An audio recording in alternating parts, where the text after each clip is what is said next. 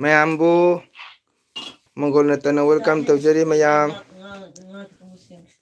Happy independence ꯗꯦ ꯃꯌꯥꯝ ꯑꯗꯣ ꯄꯨꯡ ꯀꯌꯥ ꯇꯥꯔꯦ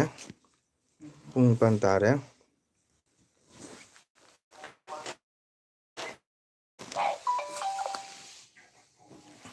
ꯄꯨꯡ 9 ꯇꯥꯔꯦ ꯃꯌꯥꯝ ꯑꯗꯣ ꯉꯁꯤꯁꯦ ꯍꯦꯄꯤ ꯏꯟꯗꯤꯄꯦꯟꯗꯦꯟꯁ ꯅꯨꯃꯤꯠꯅꯤ ꯑꯗꯨꯅ ꯉꯁꯤꯁꯦ ꯂꯥꯏꯚ ꯃꯇꯦꯛ ꯑꯃꯇꯪ ꯃꯌꯥꯝ ꯏꯆꯤꯟ ꯏꯅꯥꯎꯁꯤꯡꯒ ꯋꯥꯔꯤ ꯁꯥꯟꯅꯖꯒꯦ ꯍꯥꯏꯗꯅ ꯂꯥꯏꯚ ꯊꯥꯖꯕꯅꯤ ꯃꯌꯥꯝ ꯄꯨꯡ 9 ꯇꯥꯔꯦ ꯑꯗꯣ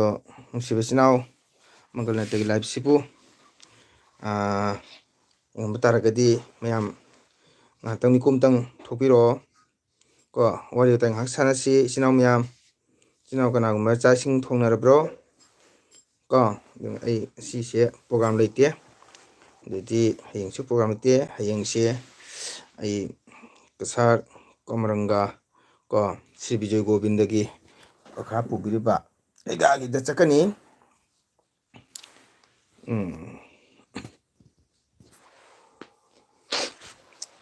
ꯍꯟꯗꯛꯁꯤ ꯌꯥꯝꯅ ꯏꯪꯉꯤꯀꯣ ꯃꯌꯥꯝ ꯏꯪꯕ ꯍꯥꯏꯕꯨ ꯑꯩꯈꯣꯏꯁꯦ ꯇꯨꯜ ꯃꯆꯥꯗ ꯀꯥꯏ ꯆꯠꯈ꯭ꯔꯕ ꯈꯪꯗꯦ ꯑꯗꯨꯅ ꯃꯌꯥꯝ ꯆꯥꯛ ꯏꯁꯤꯡ ꯊꯣꯡꯅꯔꯕ꯭ꯔꯣ ꯀꯅꯥꯒꯨꯝꯕ ꯏꯆꯤꯟ ꯏꯅꯥꯎ ꯂꯩꯔꯝꯕ ꯇꯥꯔꯒꯗꯤ ꯉꯥꯏꯍꯥꯛꯇꯪ ꯂꯥꯛꯄꯤꯌꯣ ꯃꯪꯒꯣꯜ ꯅꯠꯇꯒꯤ ꯆꯦꯅꯦꯜꯁꯤꯗ ꯉꯥꯛꯇꯪ ꯋꯥꯔꯤ ꯁꯥꯟꯅꯁꯤ ꯃꯌꯥꯝ ꯀꯣ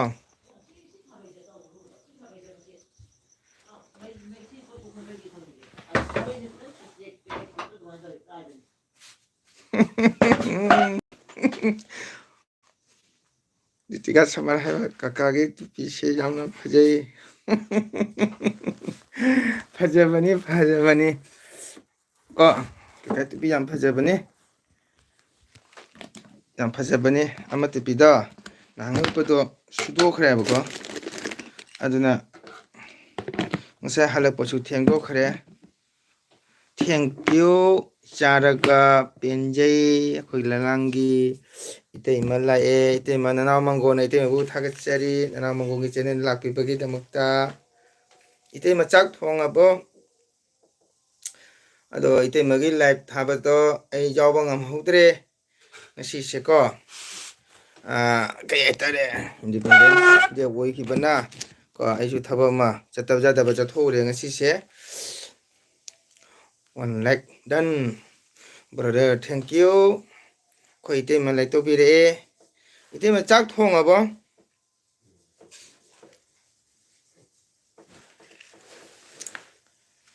ꯀꯔꯤ ꯍꯤꯟꯖꯥꯡ ꯊꯣꯡꯒꯦ ꯑꯩꯈꯣꯏꯒꯤ ꯔꯤꯇꯤꯀꯥ ꯆꯥꯛ ꯊꯣꯡꯉꯕꯣ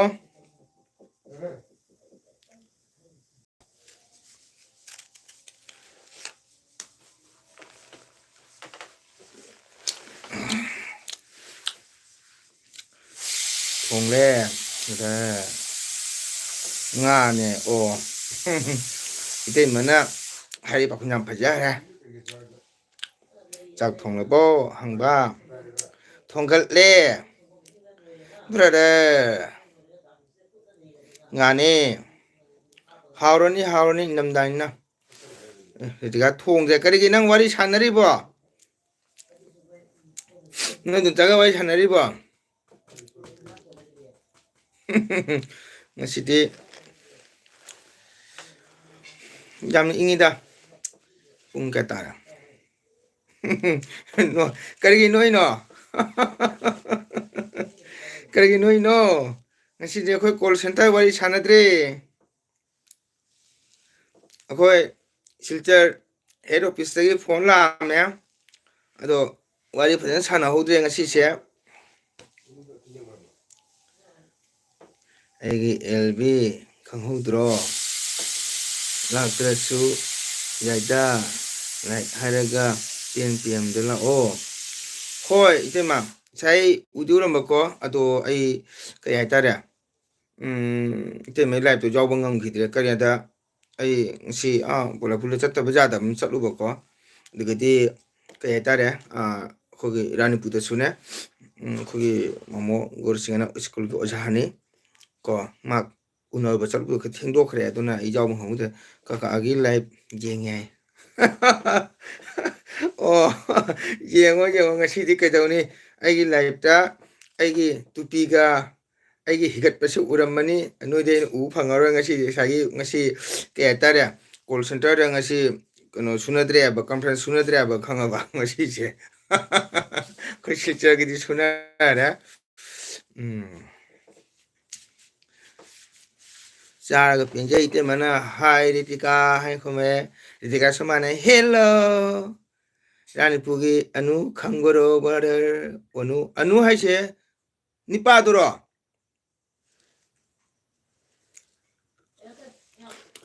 이때만 뺀제 अनु खंगरंग इसे निपादरा विदुर भगत गुड इवनिंग की खबर ভালনি ভাকি ও ভালে আছে আপুনি কি খবৰ বাট খালে না নাই ওকে বাই কি হ'ল বিদু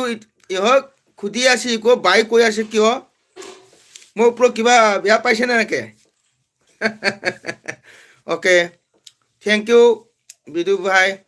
মই চেনেল আহিব কাৰণে থেংক ইউ ভেৰি মাচ কিবা লাইক কৰিব দে বিদুৰ ভাই अनुगी मचनुपीदो अगी इमानबीनी इमानबीनी इमान केबा इनमनी होय निपादुनी कोइनोने एगा अनुगी मचे कनो ललांग थाजब्रा हायगमचा खोगी रानपुगी के बाबा हनगी मचानपी अनुप हाइद्रो रानपुगी फार्मेसी फमिदो ओनु हाइब्रा ꯃꯥꯏ ꯃꯆꯦ ꯊꯥꯖꯕ꯭ꯔꯣ ꯂꯂꯥꯡꯗ ꯈꯪꯗꯦꯅꯦ ꯑꯃꯗꯤ ꯊꯥꯖꯗꯦ 이때먹이세 ꯚꯥꯞ ꯇꯥꯗ꯭ꯔꯦ ꯃꯆꯥꯅꯨꯄꯤꯗꯨ ꯍꯥꯏ ꯀꯅꯥ ꯃꯆꯥꯅꯨꯄꯤꯗꯨꯅꯣ ꯍꯥꯏꯁꯨ ꯑꯅꯨꯒꯤ ꯃꯆꯥꯅꯨꯄꯤꯔ ꯍꯥꯏꯕ ꯑꯅꯨꯒꯤ ꯃꯆꯥꯅꯨꯄꯤꯗꯤ ꯂꯩꯁꯨ ꯂꯩꯇꯅ ꯑꯩ ꯈꯪꯗ꯭ꯔꯦꯕꯣ 이때마 ꯑꯩꯈꯣꯏ ꯔꯤꯇꯤꯀꯥꯁꯦ ꯀꯔꯤꯝ ꯍꯥꯏꯔꯛꯇ꯭ꯔꯤꯅꯦ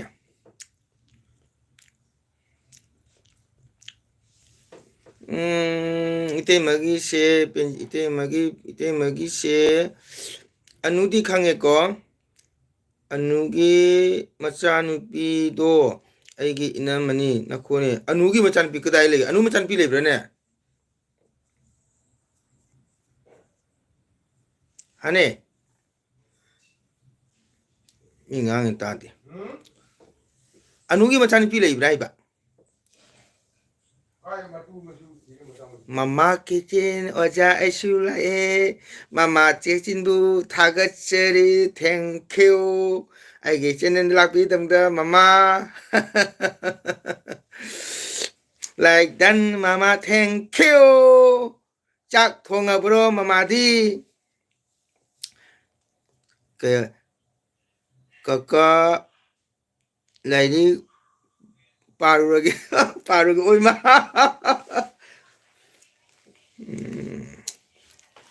ओके पारुरो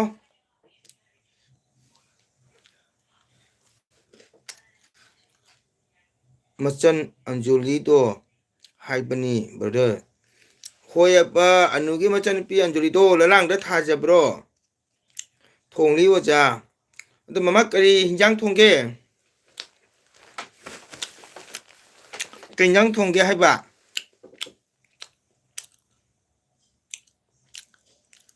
이때만 뺀제는 마마 슈뚱이 얘네 엄마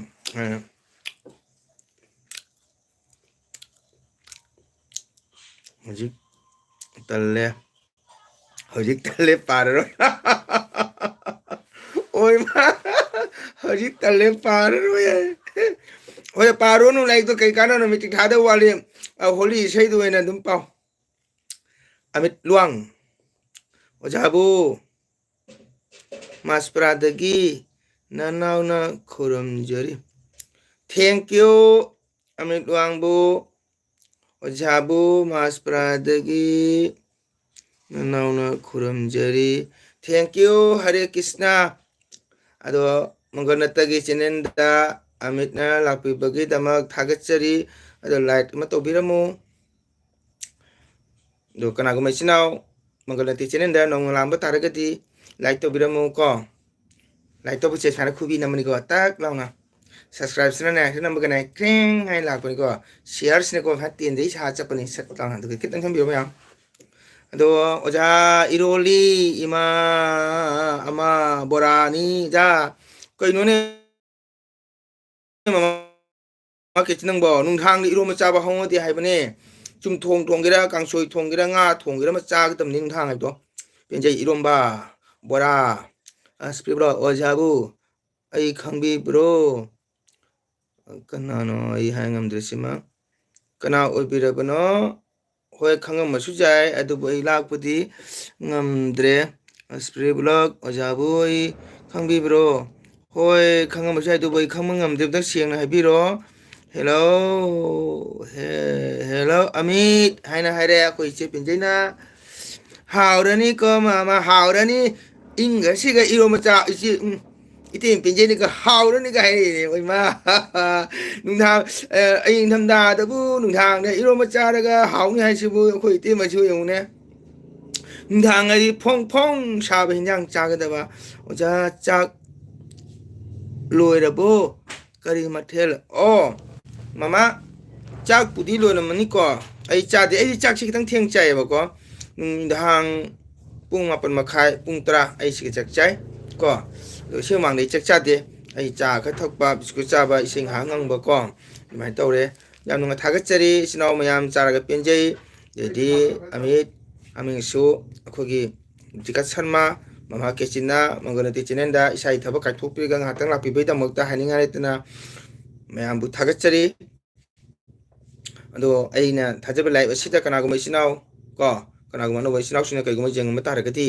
ꯂꯥꯏꯛ ꯇꯧꯕꯤꯔꯝꯃꯨ ꯁꯤꯌꯥꯔ ꯇꯧꯕꯤꯔꯝꯃꯨ ꯁꯕꯁꯀ꯭ꯔꯥꯏꯕ ꯇꯧꯕꯤꯔꯝꯃꯨ ꯑꯩꯈꯣꯏ ꯃꯌꯥꯝ ꯏꯆꯤꯟ ꯏꯅꯥꯎ ꯄꯨꯟꯅ ꯁꯞꯄꯣꯔꯠ ꯇꯧꯃꯤꯟꯅꯁꯤ ꯑꯩꯈꯣꯏꯁꯨ ꯑꯩꯁꯨ ꯑꯉꯝꯕ ꯃꯈꯩ ꯃꯌꯥꯝ ꯁꯞꯄꯣꯔꯠ ꯇꯧꯖꯒꯦ ꯑꯗꯨꯅ ꯆꯦꯅꯦꯜ ꯑꯁꯤꯗ ꯌꯨꯇ꯭ꯌꯨꯕ ꯆꯦꯅꯦꯜ ꯍꯥꯏꯕꯁꯤꯗꯤ ꯃꯌꯥꯝꯅ ꯂꯣꯏꯅ ꯌꯦꯡꯉꯤꯕ ꯃꯇꯝꯅꯤ ꯏꯆꯤꯟ ꯏꯅꯥꯎ ꯃꯌꯥꯝ ꯀꯣ ꯃꯪꯒꯣꯜꯋꯥꯔꯗ ꯃꯃꯥꯅ ꯊꯣꯡꯕꯁꯦ ꯍꯥꯎꯕꯅꯦ ꯑꯣ ꯏꯇꯩꯃ ꯄꯦꯟꯖꯩ ꯆꯥꯔꯨꯔꯕꯣ ꯃꯃꯥ ꯀꯤꯆꯟꯅ ꯊꯣꯡꯕꯁꯦ ꯑꯗꯣ ꯑꯣꯍꯣ ꯑꯣꯖꯥ ꯑꯩꯈꯣꯏꯁꯨ ꯊꯦꯡꯅ ꯆꯥꯏ ꯑꯣꯖꯥ ꯑꯣꯀꯦ ꯑꯗꯨꯅꯤ ꯃꯌꯥꯝ ꯏꯆꯤꯟ ꯏꯅꯥꯎ ꯉꯁꯤ ꯆꯦꯅꯦꯜ ꯑꯁꯤꯗ ꯂꯥꯏꯞꯇ ꯌꯨꯇ꯭ꯌꯨꯕꯇ ꯐꯦꯁꯕꯨꯛꯇ ꯏꯆꯤꯟ ꯏꯅꯥꯎ ꯃꯌꯥꯝꯒꯤ ꯚꯤꯗꯤꯑꯣ ꯊꯥꯡꯒꯠꯆꯔꯤꯕꯁꯦ ꯃꯌꯥꯝ ꯏꯆꯤꯟ ꯏꯅꯥꯎꯁꯤꯡꯅ ꯌꯦꯡꯕꯤꯕꯗꯒꯤ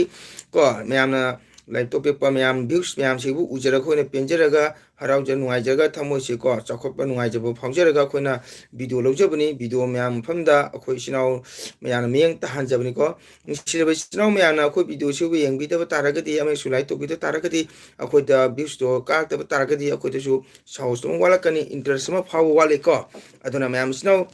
ꯁꯞꯄꯣꯔꯠ ꯇꯧꯕꯤꯔꯝꯃꯨ ꯀꯅꯥꯒꯨꯝꯕ ꯆꯦꯅꯦꯜ ꯍꯥꯡꯗꯕ ꯏꯆꯤꯟ ꯏꯅꯥꯎ ꯂꯩꯕ ꯇꯥꯔꯒꯁꯨ ꯆꯦꯅꯦꯜ ꯍꯥꯡꯕꯤꯌꯨ ꯀꯣ ꯆꯦꯅꯦꯜ ꯍꯥꯡꯗꯦ ꯍꯥꯏꯁꯤꯅ ꯑꯇꯣꯞꯄꯒꯤ ꯁꯞ ꯇꯧꯕꯤꯗꯕ ꯃꯗꯨꯗꯒꯤꯗꯤ ꯂꯥꯏꯛ ꯇꯧꯕꯤꯒꯅꯨ ꯏꯆꯤꯟ ꯏꯅꯥꯎ ꯃꯌꯥꯝꯅ ꯁꯞꯄꯣꯔꯠ ꯇꯧꯕꯤꯔꯒꯅꯤꯀꯣ ꯑꯩꯈꯣꯏꯅ ꯚꯤꯗꯤꯑꯣ ꯂꯧꯖꯕꯒꯤ ꯃꯌꯥꯝꯅ ꯃꯤꯠꯌꯦꯡ ꯇꯥꯍꯟꯖꯕꯒꯤ ꯑꯩꯈꯣꯏ ꯄꯥꯡꯒꯜ ꯊꯣꯛꯀꯗꯧꯁꯦ ꯀꯣ ꯑꯁꯄ꯭ꯔꯦꯅ ꯀꯩ ꯍꯥꯏꯕ ꯌꯥꯝ ꯇꯣꯏꯅꯗꯤ ꯐꯪꯅꯕꯅꯤ ꯅꯤꯡꯁꯤꯡꯕꯤꯌꯣ ꯑꯩ ꯂꯥꯛꯄ ꯉꯝꯗ꯭ꯔꯦꯅꯦ ꯑꯩꯕꯨ ꯀꯅꯥꯅꯣ ꯋꯥꯔꯧꯕꯨ ꯇꯧꯕꯤꯅꯨꯀꯣ ꯑꯝꯇꯪ ꯍꯥꯏꯌꯨꯅꯦ ꯑꯩꯕꯨ ꯂꯥꯛꯄ ꯉꯝꯗ꯭ꯔꯦ ꯑꯣꯀꯦ ꯑꯗꯨꯕꯨ ꯌꯥꯝ ꯇꯣꯏꯅ ꯎꯅꯔꯕꯅꯤꯅ ꯍꯌꯦꯡꯕꯗ ꯍꯦꯛꯇ ꯗꯪ ꯂꯥꯎꯅ ꯎꯅꯔ ꯍꯦꯛꯇ ꯍꯥꯏꯕꯤꯌꯣ ꯑꯣꯖꯥ ꯑꯣꯖꯥ ꯃꯪꯒꯣꯜ ꯑꯩꯅꯦ ꯅꯍꯥꯟꯒꯤꯗꯣ ꯑꯦꯜꯕꯤꯗ ꯍꯥꯏꯕꯗꯣ ꯈꯪꯗꯕꯗꯣ ꯈꯪꯉꯕ꯭ꯔꯥ ꯍꯦꯛꯇ ꯍꯪꯕꯤꯔꯣ ꯑꯩ ꯑꯝꯇ ꯍꯦꯛꯇ ꯈꯨꯠ ꯁꯣꯛꯆꯔꯒꯦ ꯑꯩꯈꯣꯏꯗꯤ ꯆꯥꯗ꯭ꯔꯁꯨ ꯀꯩꯕ ꯎꯕꯗ ꯈꯪꯉꯤ ꯚꯥꯂꯣ ꯚꯥꯂꯣ ꯑꯩꯈꯣꯏꯗꯤ ꯆꯥꯗ꯭ꯔꯕꯁꯨ ꯎꯕꯗ ꯈꯪꯉꯤ ꯍꯥꯏ ꯏꯇꯩꯃ ꯄꯦꯟꯖꯩꯅ ꯚꯥꯂꯣ ꯚꯥꯂꯣ ꯑꯁꯤꯅꯤ ꯚꯤꯝꯅ ꯎꯗꯁꯨ ꯆꯥꯝꯅ ꯆꯥꯛ ꯆꯥꯏ ꯍꯥꯏꯁꯦ ꯌꯥꯝ ꯆꯨꯝꯃꯤ ꯑꯣꯖꯥꯅ ꯍꯥꯏꯔꯤꯁꯦ ꯃꯃꯥ ꯀꯦꯟꯖꯤꯅ ꯄꯦꯟꯖꯩ ꯊꯦꯡꯀ꯭ꯌꯨ ꯆꯥꯔ ꯄꯦꯟꯖꯩ ꯋꯦꯜꯀꯝ ꯃꯃꯥ ꯑꯗꯨꯅꯤ ꯃꯤꯗꯤ ꯐꯅ ꯌꯥꯝꯃꯦ ꯂꯥꯏꯔꯤꯛꯇꯤ ꯃꯔꯤꯈꯛ ꯂꯩ ꯃꯌꯥꯝ ꯃꯌꯥꯝ ꯈꯨꯕꯤ ꯅꯝꯕꯤꯔꯝꯃꯨ ꯆꯥꯔ ꯄꯦꯟꯖꯩ ꯃꯃꯥꯗ ꯃꯨꯏꯔ ꯈꯪꯗ꯭ꯔꯦ ꯑꯗꯨꯅ ꯏꯇꯩꯃ ꯄꯦꯟꯖꯩ ꯍꯌꯦꯡ ꯗꯦꯠ 27 ꯀꯣ 29 ꯂꯩ ꯂꯔꯥꯡꯗ ꯐꯤꯌꯣ ꯂꯥꯛꯀꯅꯤꯀꯣ ꯑꯩꯒꯥꯅꯤ ꯑꯩ ꯑꯣꯀꯦ ꯑꯩꯒꯥꯅꯤ ꯑꯩ ꯑꯗꯨꯗꯤ ꯑꯩꯈꯣꯏꯒ ꯃꯣꯏꯕꯨꯡ ꯈꯣꯡꯕꯗꯨꯔꯣ ꯂꯥꯛꯑꯣ ꯑꯣꯖꯥ ꯑꯦ ꯇꯣ ꯏꯇꯩꯃ ꯑꯣꯖꯥꯒꯅ ꯄꯟꯕꯤꯔꯛꯀꯅꯨꯁꯦ ꯗꯥ ꯅꯅꯥꯎ ꯃꯪꯒꯣꯜ ꯑꯩꯅ ꯀꯧꯕꯤꯌꯨ ꯀꯩꯅꯣ ꯑꯣꯖꯥ ꯑꯣꯖꯥꯒ ꯑꯩ ꯑꯣꯖꯥ ꯅꯠꯇꯦ ꯑꯩ ꯐꯟꯖꯥꯝꯃꯦ ꯏꯇꯩꯃ ꯄꯦꯟꯖꯩꯗ ꯑꯩꯅ ꯅꯣꯏ ꯈꯨꯟꯗ ꯂꯥꯡꯉꯤ ꯁꯤ ꯂꯥꯛꯑꯃꯤ ꯀꯥꯏꯁꯦ ꯅꯣꯡꯇ ꯆꯪꯉꯧ ꯆꯥ ꯁꯛꯈꯤꯁꯤ ꯀꯥꯏ ꯍꯥꯏ ꯄꯣꯟꯇꯦꯕꯀꯣ ꯉꯁꯥꯏꯒꯤ ꯀꯩ ꯍꯥꯏꯇꯥꯔꯦ ꯑꯩ ꯍꯥꯏꯖꯔꯣꯏꯗ ꯃꯌꯥꯝꯗ ꯂꯥꯏꯞꯇꯀꯣ ꯏꯇꯩꯃ ꯏꯀꯥꯏꯈꯤꯅꯤ ꯇꯥꯗꯣ ꯃꯪꯒꯣ ꯅꯅꯥꯏ ꯂꯥꯛꯆꯔꯦ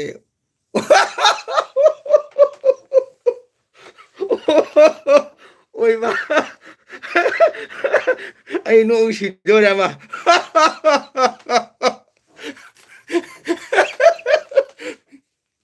ꯑꯣꯏꯃ ꯇꯥꯗꯣ ꯃꯪꯒꯣ ꯅꯅꯥꯏ ꯂꯥꯛꯆꯔꯦ ꯊꯦꯡꯀ꯭ꯌꯨ ꯅꯔꯃꯗꯥ ꯊꯦꯡꯀ꯭ꯌꯨ ꯅꯅꯥꯏ ꯉꯥꯏꯈꯣ ꯃꯌꯥꯝꯅꯦꯀꯣ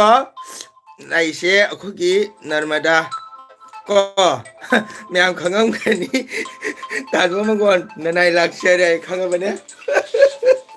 ꯑꯩꯅ ꯃꯥꯒꯤ ꯚꯤꯗꯤꯑꯣꯁꯤ ꯌꯦꯡꯉꯒ ꯈꯪꯕ ꯅꯣꯛꯄꯗ ꯄꯨꯛꯂꯤ ꯄꯥꯏꯕ ꯈꯪꯕ꯭ꯔꯥ ꯃꯥꯒꯤ ꯃꯇꯧꯁꯤ ꯊꯥꯖꯗꯕ ꯍꯥꯏꯇꯥꯔꯦꯀꯣ ꯑꯗꯣ ꯍꯥꯏꯗꯤ ꯃꯥꯅ ꯇꯧꯕꯁꯦ ꯀꯕ ꯊꯥꯖ ꯆꯥꯔ ꯄꯦꯟꯖꯩꯅ ꯑꯣꯖꯥ 27ꯗ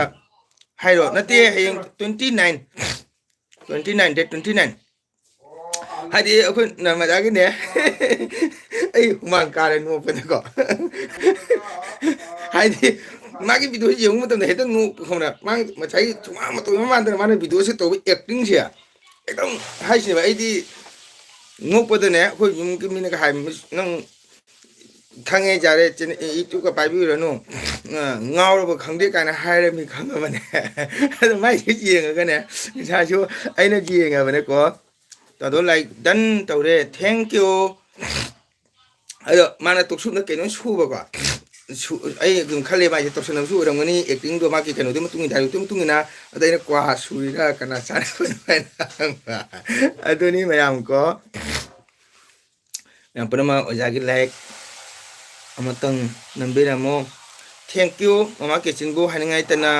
ꯃꯪꯒꯜ ꯅꯠꯇꯒꯤ ꯇꯔꯛꯇꯒꯤ ꯍꯥꯏꯅꯤꯡꯉꯥꯏꯇꯅ ꯊꯥꯒꯠꯆꯔꯤ ꯑꯩꯒꯤꯗꯃꯛꯇ ꯁꯞꯄꯣꯔꯠꯀꯤꯗꯃꯛꯇ ꯃꯌꯥꯝꯗ ꯍꯥꯏꯕꯤꯕ ꯑꯗꯣ ꯃꯌꯥꯝ ꯏꯆꯤꯟ ꯏꯅꯥꯎ ꯀꯣ ꯑꯩ ꯅꯣꯛꯄꯗꯅ ꯃꯌꯥꯝ ꯀꯣꯃꯦꯟ ꯄꯥꯗ꯭ꯔꯦꯀꯣ ꯃꯌꯥꯝ ꯋꯥꯔꯧꯅꯨ ꯑꯩ ꯅꯔꯃꯗꯥꯒꯤ ꯀꯣꯃꯦꯟꯁꯦ ꯍꯦꯛ ꯄꯥꯕꯗꯨꯒ ꯍꯦꯛ ꯎꯕꯗꯨꯒ ꯅꯣꯛꯄ ꯇꯧꯕꯅꯤꯀꯣ ꯃꯌꯥꯝ ꯑꯗꯣ ꯑꯩꯈꯣꯏ ꯅꯔꯃꯗꯥꯅ ꯍꯥꯏꯔꯦ ꯏꯆꯦ ꯄꯦꯟꯖꯩ ꯀꯔꯤ ꯍꯤꯟꯖꯥꯡ ꯆꯥꯒꯦ ꯍꯪꯉꯦꯀꯣ ꯅꯔꯃꯗꯥ ꯆꯥꯗ꯭ꯔꯤꯌꯦ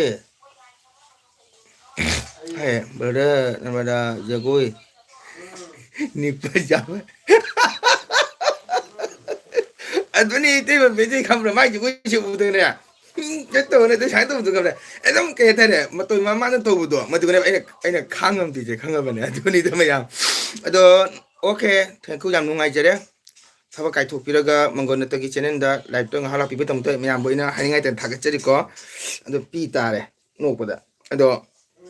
ꯃꯌꯥꯝꯕꯨ ꯍꯥꯏꯅꯤꯡꯉꯥꯏꯇꯅ ꯊꯥꯒꯠꯆꯔꯤ ꯑꯩꯈꯣꯏ ꯏꯆꯤꯜ ꯏꯅꯥꯎ ꯃꯌꯥꯝ ꯄꯨꯟꯅꯀꯣ ꯑꯩꯈꯣꯏ ꯃꯌꯥꯝꯒꯤ ꯁꯞꯄꯣꯔꯠ ꯇꯧꯃꯤꯟꯅꯁꯤꯀꯣ ꯑꯃꯨꯛ ꯍꯥꯡꯉꯦ ꯇꯨ ꯊꯤꯔꯕꯣ ꯊꯤꯔꯕꯣ ꯍꯥꯏꯔꯤꯁꯦ ꯊꯤꯕꯩ ꯅꯠꯇꯦ ꯍꯥꯏꯕꯅꯦ ꯅꯪꯅ ꯇꯧꯕ ꯑꯦꯛꯇꯤꯡꯗꯣ ꯈꯪꯕꯅꯤꯅ ꯍꯥꯏꯗꯤ ꯅꯪ ꯑꯗꯨꯃꯥꯏꯅ ꯇꯧꯅꯩ ꯊꯥꯖꯗꯕꯗꯣ ꯑꯗꯨꯒꯤ ꯋꯥꯔꯤꯅꯤꯗ ꯑꯩꯁꯦ ꯅꯪ ꯑꯦꯛꯇꯤꯡ ꯅꯣꯛꯅꯕꯩ ꯅꯠꯇꯦ ꯁꯩꯇ ꯅꯪꯅ ꯇꯧꯔꯤꯗꯣ ꯁꯨꯃꯥꯟꯅ ꯍꯦꯛ ꯃꯥꯟꯗꯕꯅ ꯑꯗꯨꯝ ꯅꯪꯅ ꯇꯧꯕꯗꯣ ꯑꯗꯨ ꯅꯣꯛꯄꯩ ꯋꯥꯔꯤꯅꯤꯗ ꯄꯦꯟꯃꯟꯅ ꯈꯪꯕ꯭ꯔꯥ ꯍꯥꯏꯅꯤꯡꯉꯥꯏꯇꯅ ꯊꯥꯒꯠꯆꯔꯤ ꯅꯪꯒꯤ ꯑꯦꯛꯇꯤꯡꯕꯨ ꯑꯩꯅ ꯍꯥꯏꯅꯤꯡꯉꯥꯏꯇꯅ ꯊꯥꯒꯠꯆꯔꯤ ꯑꯦꯅꯤ ꯃꯇꯝꯗꯀꯣ ꯑꯩ ꯏꯆꯤꯟ ꯏꯅꯥꯎ ꯃꯌꯥꯝ ꯄꯨꯝꯅꯃꯛꯀꯤ ꯆꯦꯅꯦꯜꯁꯦ ꯑꯩ ꯂꯣꯏ ꯌꯦꯡꯉꯤ ꯃꯨꯛꯕꯥꯡ ꯑꯣꯏꯔꯕꯁꯨ ꯚꯤꯗꯤꯑꯣ ꯑꯣꯏꯔꯕꯁꯨ ꯕ꯭ꯂꯣꯛ ꯑꯣꯏꯔꯁꯨ ꯀꯣ ꯑꯗꯨꯕꯨ ꯑꯩ ꯃꯇꯝꯗꯤ ꯈꯤꯇꯪ ꯊꯦꯡꯉꯤꯀꯣ ꯃꯗꯨꯒꯤꯗꯃꯛꯇ ꯃꯌꯥꯝ ꯋꯥꯔꯧꯕꯤꯒꯅꯨ ꯀꯔꯤꯒꯤꯗ ꯑꯩꯗꯤ ꯏꯁꯩ ꯆꯠꯄꯅꯤꯅꯀꯣ ꯑꯩꯈꯣꯏꯗꯤ ꯇꯥꯏꯃꯤꯡ ꯂꯩꯕ ꯏꯁꯩ ꯅꯠꯇꯦꯗꯣ ꯑꯌꯨꯛ ꯃꯣꯔꯅꯤꯡ 8:38ꯗ ꯑꯩꯈꯣꯏ ꯆꯠꯂꯦ ꯀꯣ ꯏꯁꯩ ꯂꯣꯏꯔ ꯍꯜꯂꯛꯄꯅꯤ ꯑꯗꯣ ꯃꯌꯥꯝ ꯑꯗꯨꯃꯥꯏꯅ ꯇꯧꯔꯦ ꯑꯗꯣ ꯀꯔꯤ ꯍꯤꯟꯖꯥꯡ ꯊꯣꯡꯒꯦ ꯑꯩꯈꯣꯏꯗꯤ ꯉꯁꯤ ꯉꯥꯁꯤꯡ ꯊꯣꯡꯒꯅꯤ ꯅꯔꯃꯗꯥ ꯍꯥꯏꯕꯗꯤ ꯑꯩꯈꯣꯏ ꯇꯥꯗꯣꯒꯤꯅꯦ ꯆꯅꯧ ꯇꯪꯕꯒꯤ ꯂꯧ ꯁꯨꯕ ꯂꯣꯏ ꯃꯔꯥ ꯊꯥ ꯂꯣꯏꯕꯒꯤꯅꯦ ꯆꯅꯧ ꯇꯪꯕꯗꯣ ꯑꯗꯨꯒꯤ ꯑꯩꯈꯣꯏ ꯇꯥꯗꯣꯏꯅ ꯉꯥꯁꯤꯡ ꯄꯤꯔꯛꯏ ꯀꯣꯕꯤ ꯂꯩꯁꯥꯄꯤ ꯀꯣꯕꯤ ꯑꯥꯂꯨ ꯆꯦꯡ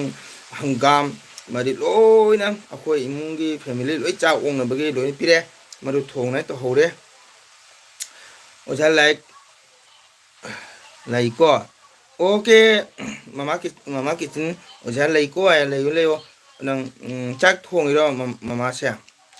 너는 걸 땡큐 오케이 웰컴 타겟자리 만다 ngatang ai channel lak piramid amuk ko ado chinaw mayam khoi channel lebe chinaw mayam to na to pe chinaw kana go ma channel da video singsibo khoi chinaw mayam gi channel sibu yeng biram taragadi ko khoi gi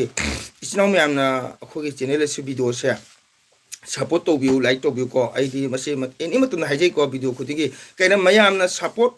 tawraga ko mayam na like to biraga mayam na subscribe to biraga mayam gi views to jengaga ko akoina nungai jaba phongdok jaba madu matung de mayam views to uraga ne akamu video nungai nungai ba mayam na miyang tahan janingi ko mayam na miyang taha janingi akoina to se amon da hairagati ko kanauna hada hai ko mo pasa talini kari kanu dun kaina masilan no mane wrong ni madu khanbi ganu ko akoina to se jamna chawro ka nom ni ko masi media da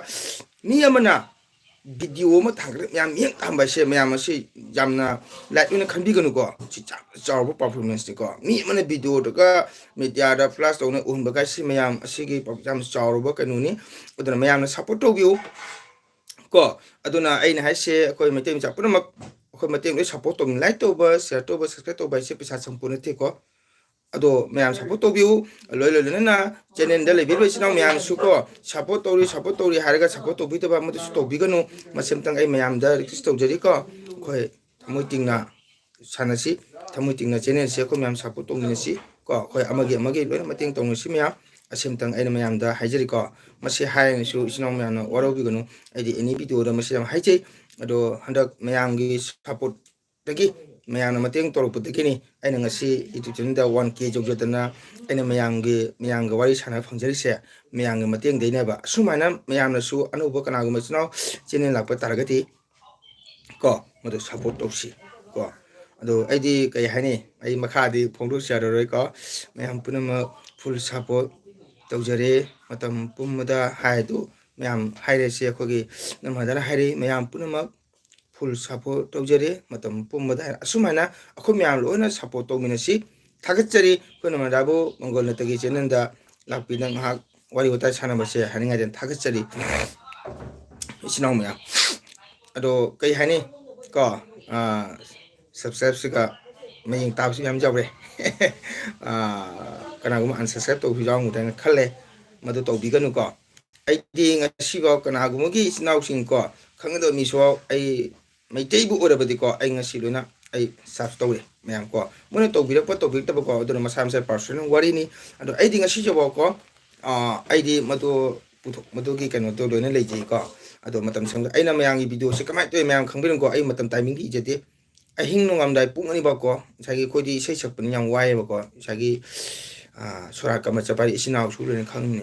ta do jam na chumme wafam do thank you aduni namada aina su haijari se ko akhoi sinau mayam amatani haina ya haijabani ko akhoi mayam na support to de kana na video jing du no ba mayam na video jing biraga views to uraga na ba khona harau nungai phangro chaga matang su video thangani se youtube channel da khona video hang se mayam ko atopi sinau mayam na public kana go sinau lan lo bi ko khoi jam wa thani video ma blog ma thang ba se mayam isagi yungi family ko house wife ki thabak matam mangi ko macha phi sugudaba maki husband na di chakadaba ne khanaba jawr mi miyam ko masi mayam na sagi jingke pa mayam na sauce bibira pudo madugune khone nungai ra ko ne video jing hali chimya ko ado mayam na video su support to bidrati khone ka mana video thangpagi kanu se interest se po lo ya ko ado ni mayam ado che penjei nga thonge ha as no da de kai thoni Namada mayam ko che penje maki ke dawni hanguranu da namada karinjang thongi cha thaba chak charba ma di hanguranu maki video debane eni matam dum hawa thumna na question leiram ni ko akhogi nabadi bindabunda laifam yano question leiba akhogi kai hai kari hai ganga jamuna kari myam question leiba du mana question lei mai mai se ko eni tamai video sum jong myam चाबतगी थकपतगी चाब कापता थबसु हाउना थुमना how थुम तोरको अखोय तो मदु ngamjedana तो ngamjedare thank you थागचरी video semba jangwai video semwa jani ꯅꯔꯃꯗꯥ ꯋꯥ pony video ꯅꯝꯒ ꯃꯤꯅ ꯑꯗꯨꯝ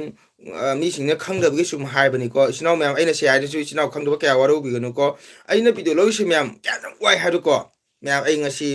ꯑꯩ YouTube ꯆꯦꯅꯦꯜꯒꯤ ꯃꯥꯏꯀꯩꯗꯒꯤ ꯑꯩ ꯂꯧꯖꯔꯦ ꯍꯥꯏꯔꯒ ꯑꯩ ꯂꯥꯏꯐꯁꯤꯒ ꯑꯩ ꯁꯨꯝ ꯍꯥꯏꯖꯒꯦ ꯃꯌꯥꯝ ꯑꯩꯅ ꯄꯨꯡ ꯅꯤꯄꯥꯟꯗ ꯏꯁꯩ ꯆꯠꯂꯤꯁꯤ ꯃꯌꯥꯝ ꯀꯣ ꯑꯩꯒꯤ ꯕꯥꯏꯛꯁꯦ ꯈꯨꯠ ꯌꯦꯠꯅ ꯄꯥꯏꯔꯒꯀꯣ ꯑꯣꯏꯅ ꯃꯣꯕꯥꯏꯜ ꯄꯥꯏ ꯃꯌꯥꯝ ꯑꯩꯅ ꯒꯥꯔꯤ ꯊꯧꯔꯤꯁꯤꯀꯣ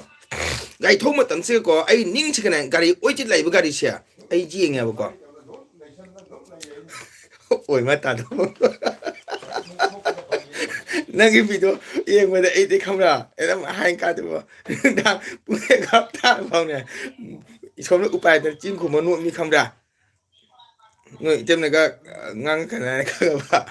ꯑꯗꯨꯅꯤ ꯑꯩꯅ ꯅꯪ ꯚꯤꯗꯤꯑꯣ ꯌꯦꯡꯕ ꯚꯤꯗꯤꯑꯣ ꯄꯨꯂꯞ ꯂꯣꯏꯅ ꯏꯆꯤꯟ ꯏꯅꯥꯎꯃꯛꯀꯤ ꯚꯤꯗꯤꯑꯣ ꯂꯣꯏ ꯅꯨꯡꯉꯥꯏ ꯑꯗꯨꯒ ꯌꯥꯝꯅ ꯐꯔꯁ ꯑꯣꯏꯔꯤꯁꯦ ꯑꯩꯈꯣꯏ ꯅꯔꯃꯗꯥꯏ ꯚꯤꯗꯤꯑꯣ ꯃꯥꯒꯤ ꯑꯦꯛꯇꯤꯡꯁꯦ ꯍꯥꯏꯒ ꯇꯧꯗꯦꯕ ꯑꯩꯗꯤ ꯍꯩꯕꯩꯖꯗꯦꯕ ꯕꯪꯒ꯭ꯂꯥ ꯃꯔꯣꯟ ꯑꯁꯥꯃꯤꯁ ꯑꯣꯏꯔꯣ ꯀꯥꯏ ꯃꯥꯅ ꯑꯦꯛꯇꯤꯡ ꯇꯧꯔꯤ ꯑꯦꯛꯇꯪꯀꯣ ꯁꯨꯄꯔ ꯑꯩ ꯃꯁꯤꯃꯗꯤ ꯑꯩ ꯆꯥꯎꯊꯣꯛꯅ ꯍꯥꯏꯖꯒꯦ ꯑꯩ ꯆꯠꯅꯃꯗꯥꯒꯤ ꯚꯤꯗꯤꯑꯣ ꯕ꯭ꯂꯣꯛꯇꯅꯦ ꯄꯨꯔꯥ ꯅꯝꯕꯔ ꯋꯥꯟ ꯑꯩꯅ ꯁꯨꯝ ꯌꯦꯡꯖꯕꯗ ꯑꯗꯨꯛꯀꯤ ꯃꯇꯤꯛ ꯃꯉꯣꯟꯗ ꯏꯟꯇꯔꯦꯁ ꯌꯥꯎꯅ ꯍꯥꯏꯗꯤ ꯃꯥꯒꯤ ꯆꯦꯅꯦꯜꯁꯤꯀꯣ ꯑꯦꯅꯤ ꯚꯤꯗꯤꯑꯣ ꯃꯆꯥ ꯑꯃꯇꯪ ꯇꯧꯔꯁꯨꯀꯣ ꯍꯥꯏꯗꯤ ꯕ꯭ꯂꯣꯛ ꯃꯆꯥ ꯑꯃꯇꯪ ꯑꯣꯏꯔꯁꯨ ꯌꯥꯝꯅ ꯊꯋꯥꯏ ꯌꯥꯎꯅ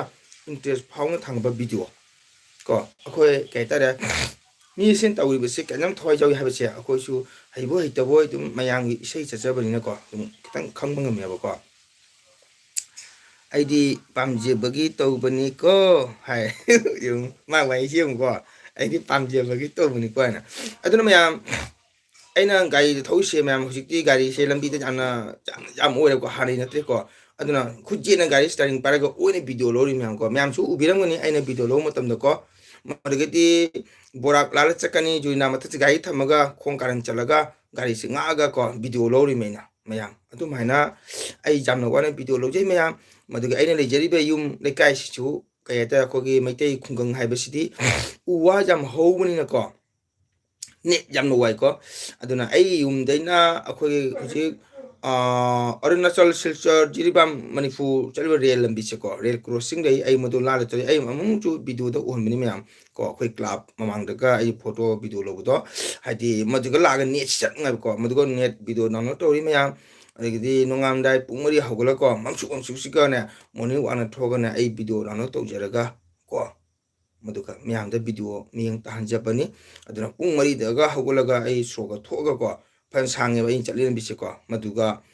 ꯑꯩ ꯚꯤꯗꯤꯑꯣ ꯗꯥꯎꯟꯂꯣꯗ ꯇꯧꯖꯩ ꯃꯌꯥꯝ ꯃꯗꯨ ꯂꯣꯏꯔꯒ ꯏꯔꯤꯃꯥꯏꯗ ꯊꯣꯛꯑꯒ ꯑꯩ ꯏꯁꯩ ꯆꯠꯂꯤ ꯃꯌꯥꯝ ꯑꯗꯨꯛꯀꯤ ꯃꯇꯤꯛ ꯑꯩ ꯌꯥꯝ ꯋꯥꯅ ꯑꯩ ꯚꯤꯗꯤꯑꯣꯁꯦ ꯂꯧꯖꯔꯒ ꯑꯩ ꯍꯩꯕꯣꯏ ꯍꯩꯇꯕꯣꯏ ꯑꯩꯗꯤ ꯁꯤꯝꯄꯜ ꯚꯤꯗꯤꯑꯣꯅꯤꯀꯣ ꯃꯌꯥꯝ ꯀꯣ ꯑꯩ ꯌꯥꯝꯅꯁꯨ ꯍꯩꯖꯗꯦ ꯃꯣꯕꯥꯏꯜꯁꯦ ꯌꯨꯁ ꯇꯧꯕꯀꯣ ꯑꯩꯅ ꯑꯃꯨꯛ ꯑꯩ ꯅꯍꯥꯟ 1K ꯀꯦꯛ ꯀꯛꯄꯗ ꯑꯩꯅ ꯄꯟꯖꯈꯤꯕ ꯑꯩꯈꯣꯏꯒꯤ ꯑꯦꯒꯥ ꯃꯆꯥ ꯁꯟꯇ꯭ꯔꯖꯤꯠ ꯀꯣ ꯑꯩꯒꯤ ꯏꯆꯥ ꯍꯥꯏꯇꯥꯔꯦ ꯚꯥꯃꯣꯟ ꯑꯣꯏꯔꯁꯨ ꯀꯀꯥ ꯀꯧꯔꯦ ꯑꯩꯈꯣꯏꯁꯦ ꯄꯤꯛꯏꯉꯩꯗꯒꯤ ꯌꯥꯝ ꯂꯨꯅ ꯇꯤꯟꯅꯖꯔꯛꯄ ꯑꯩꯈꯣꯏ ꯚꯥꯃꯣꯟꯒ ꯑꯩꯈꯣꯏꯒꯁꯦ ꯀꯣ ꯃꯥꯅ ꯇꯧꯕꯤꯕꯗꯒꯤꯀꯣ ꯃꯥꯅ ꯁꯦꯝꯕꯤꯕꯅꯦ ꯑꯩꯒꯤ ꯆꯦꯅꯦꯜꯁꯦ ꯀꯣ ꯑꯗꯨ ꯃꯥꯒꯤ ꯃꯇꯦꯡꯗꯒꯤ ꯏꯆꯥꯗꯨꯒꯤ ꯃꯇꯦꯡꯗꯒꯤꯀꯣ ꯉꯁꯤ ꯑꯩꯅ ꯚꯤꯗꯤꯑꯣꯁꯤꯒ ꯃꯃꯜ ꯌꯥꯝꯂꯕ ꯌꯨꯇ꯭ꯌꯨꯕ ꯆꯦꯅꯦꯜ ꯑꯁꯤꯗ ꯏꯆꯤꯟ ꯏꯅꯥꯎ ꯃꯌꯥꯝꯒ ꯎꯅꯖꯕꯒꯤ ꯃꯇꯝ ꯐꯪꯖꯕꯁꯦ ꯑꯩꯅ ꯆꯥꯟꯁ ꯐꯪꯖꯕꯁꯦ ꯃꯁꯤ ꯑꯩꯒꯤ ꯂꯥꯏꯕꯛ ꯐꯕꯅꯦ ꯍꯥꯏꯅ ꯈꯟꯖꯩ ꯃꯌꯥꯝ ꯀꯣ ꯑꯗꯨꯅ ꯋꯥꯅ ꯋꯥꯅ ꯚꯤꯗꯤꯑꯣ ꯂꯧꯔꯦ ꯃꯌꯥꯝ ꯑꯩꯗꯤꯀꯣ ꯁꯤꯜꯆꯔ ꯇꯥꯎꯟ ꯐꯥꯎꯁꯦ ꯌꯥꯝꯅꯗꯤ ꯂꯧꯗ꯭ꯔꯤ ꯁꯤꯜꯆꯔ ꯇꯥꯎꯟꯁꯤꯅ ꯈꯔ ꯋꯥꯏ ꯑꯩꯉꯣꯟꯗ ꯚꯤꯗꯤꯑꯣ ꯂꯧꯕ ꯀꯩꯅ ꯃꯣꯏꯒꯤ ꯄꯣꯁ ꯈꯨꯗꯤꯡꯒꯤꯀꯣ ꯄꯨꯂꯤꯁ ꯂꯩꯕꯅꯤꯅꯅꯦ ꯒꯥꯔꯤ ꯊꯧꯕꯗ ꯏꯁꯇꯥꯏꯜ ꯊꯧꯕ ꯌꯥꯗꯦ ꯃꯣꯕꯥꯏꯜ ꯄꯥꯏꯔꯒ ꯋꯥꯔꯤ ꯀꯩꯅꯣ ꯇꯧꯕ ꯌꯥꯗꯕꯅꯤꯅꯅꯦ ꯑꯗꯨꯅ ꯑꯩꯅ ꯚꯤꯗꯤꯑꯣꯁꯤ ꯁꯤꯜꯆꯔꯔꯣꯝ ꯆꯠꯂꯗꯤ ꯏꯁꯩꯁꯦ ꯑꯩ ꯚꯤꯗꯤꯑꯣ ꯂꯧꯕ ꯈꯔ ꯉꯝꯗꯦ ꯑꯗꯨꯒ ꯂꯛꯈꯤꯕꯃꯒꯤꯗꯗꯤꯀꯣ ꯑꯩ ꯚꯤꯗꯤꯑꯣ ꯌꯥꯝ ꯇꯣꯏꯅ ꯊꯥꯡꯒꯠꯂꯤ ꯃꯌꯥꯝꯁꯨ ꯎꯕꯤꯔꯝꯒꯅꯤꯀꯣ ꯑꯩꯅ ꯉꯁꯥꯏꯒꯤ ꯚꯤꯗꯤꯑꯣꯁꯦ ꯁꯤꯝꯄꯜ ꯍꯥꯏꯕꯗꯤ ꯂꯝꯕꯤ ꯃꯔꯛ ꯃꯔꯛꯇ ꯂꯧꯖꯕꯁꯦ ꯀꯅꯥꯒꯨꯝꯕ ꯑꯩꯈꯣꯏ ꯃꯩꯇꯩꯗꯁꯨ ꯂꯝꯕꯤ ꯊꯣꯡ ꯈꯪꯗꯕꯁꯨ ꯂꯩꯅꯔꯦꯕꯀꯣ ꯃꯩꯇꯩ ꯈꯨꯟꯁꯦ ꯇꯥꯗꯤ ꯇꯥꯔꯒ ꯆꯪꯗꯤ ꯆꯪꯗ꯭ꯔꯤꯕꯀꯣ ꯃꯁꯤꯒꯤ ꯈꯔꯁꯨ ꯈꯪꯅꯕ ꯍꯥꯏꯅꯅꯦ ꯑꯩꯅ ꯇꯥꯛꯄꯅꯦꯕ ꯂꯝꯕꯤ ꯑꯁꯤꯅ ꯔꯨꯄꯥꯕꯥꯔꯤꯅꯤ ꯑꯁꯤꯅ ꯑꯅ ꯃꯅꯨꯡꯅꯤ ꯑꯁꯤꯅ ꯁꯤꯡꯖꯤꯕꯣꯅꯤ ꯑꯁꯤꯅ ꯕꯤꯕꯤ ꯒꯥꯎꯅꯤ ꯑꯁꯤꯅ ꯋꯥꯄꯣꯛꯄꯅꯤꯅ ꯁꯨꯝ ꯑꯩꯅ ꯁꯨꯝ ꯚꯤꯗꯤꯑꯣꯁꯤꯒ ꯁꯨꯝ ꯎꯍꯟꯖꯕꯅꯤ ꯃꯌꯥꯝ ꯊꯦꯡꯀ꯭ꯌꯨ ꯃꯌꯥꯝ ꯑꯁꯤꯅꯕꯨ ꯃꯇꯝ ꯀꯥꯏꯊꯣꯛꯄꯤꯔꯒ ꯀꯣ ꯃꯪꯒꯣꯜꯅꯇꯒꯤ ꯆꯦꯅꯦꯜ ꯑꯁꯤꯗ ꯉꯥꯏꯍꯥꯛ ꯌꯥꯎꯕꯤꯕꯒꯤꯗꯃꯛ ꯑꯩꯅ ꯃꯌꯥꯝ ꯑꯗꯣ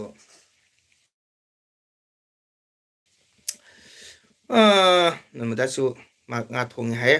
ꯉꯥꯗꯣ ꯐꯖꯅ ꯊꯣꯡꯉꯣ ꯑꯗꯨꯝꯒꯜꯗꯤ ꯉꯥꯡꯕꯁꯨ ꯌꯥꯝꯅ ꯍꯩ ꯑꯗꯨꯅ ꯇꯨꯡꯗ ꯚꯥꯏꯔꯦꯜ ꯑꯣꯏꯅꯩ ꯑꯣꯃꯥ ꯊꯦꯡꯀ꯭ꯌꯨ ꯊꯦꯡꯀ꯭ꯌꯨ ꯀꯩꯅꯣ ꯅꯣꯏ ꯃꯌꯥꯝꯒꯤ ꯊꯧꯖꯥꯜꯗꯒꯤꯀꯣ ꯅꯣꯏ ꯃꯌꯥꯝꯒꯤ ꯕꯣꯔꯗꯒꯤ ꯅꯣꯏ ꯃꯌꯥꯝ ꯁꯞꯄꯣꯔꯠꯇꯒꯤ ꯑꯝꯇꯪ ꯑꯣꯏꯖꯒꯦ ꯑꯗꯣ ꯅꯪꯒꯤ ꯉꯥ ꯊꯣꯡꯕꯗꯣ ꯂꯣꯏꯔꯕ ꯍꯥꯏꯕ ꯑꯗꯣ ꯆꯥꯍꯧ ꯊꯣꯡꯉꯝꯃꯣꯏꯗ꯭ꯔꯣ ꯍꯌꯦꯡ ꯑꯌꯨꯛ ꯉꯥꯔꯦꯟꯒ ꯆꯥꯍꯧ ꯍꯌꯦꯡ ꯑꯌꯨꯛ ꯏꯆꯟꯒ ꯏꯆꯥꯅꯤꯄꯥ ꯏꯆꯥꯅꯤꯄꯥ ꯃꯁꯥ ꯃꯌꯥꯡ ꯀꯪꯕꯗꯨꯒ ꯍꯥꯏꯗꯤ ꯆꯥꯕꯒꯤ ꯉꯥꯁꯤꯡ ꯊꯣꯡꯕꯗꯣ ꯆꯥꯍꯧ ꯊꯣꯡꯕ ꯊꯔꯝꯃꯣꯏꯗ꯭ꯔꯣ ꯍꯧꯖꯤꯛꯇꯤ ꯆꯥꯍꯧꯒ ꯉꯥꯔꯦꯟ ꯆꯥꯕ ꯌꯥꯔꯤ ꯀꯩꯝꯇ ꯏꯪꯊꯝꯊꯥ ꯂꯣꯏꯗ꯭ꯔꯤꯕꯅꯤꯅꯀꯣ ꯑꯗꯨꯅ ꯑꯩꯗꯤ ꯉꯥꯔꯦꯟꯁꯦ ꯄꯥꯝꯗꯤ ꯄꯥꯝꯃꯒꯁꯨ ꯆꯥꯍꯧꯁꯤꯗꯤ ꯌꯥꯝ ꯄꯥꯝꯖꯗ꯭ꯔꯦ ꯑꯩꯗꯤꯀꯣ ꯑꯗꯨꯅꯤ ꯑꯩꯈꯣꯏ ꯏꯇꯩꯃ ꯄꯦꯟꯖꯩꯗꯣ ꯇꯨꯃꯤꯟ ꯂꯩꯔ ꯀꯩꯗꯧꯔꯕꯁꯨ ꯈꯪꯗꯦ ꯃꯥꯛꯇꯤ ꯋꯥ ꯉꯥꯡꯕꯁꯨ ꯈꯔ ꯇꯞꯄꯅꯤꯅꯅꯦ ꯀꯗꯥ ꯑꯩꯒꯤ ꯂꯥꯏꯐ ꯌꯦꯡꯉ ꯑꯗꯨꯝ ꯎꯏꯊꯔꯤꯕꯁꯨ ꯈꯪꯕ ꯄꯣꯟꯇꯦ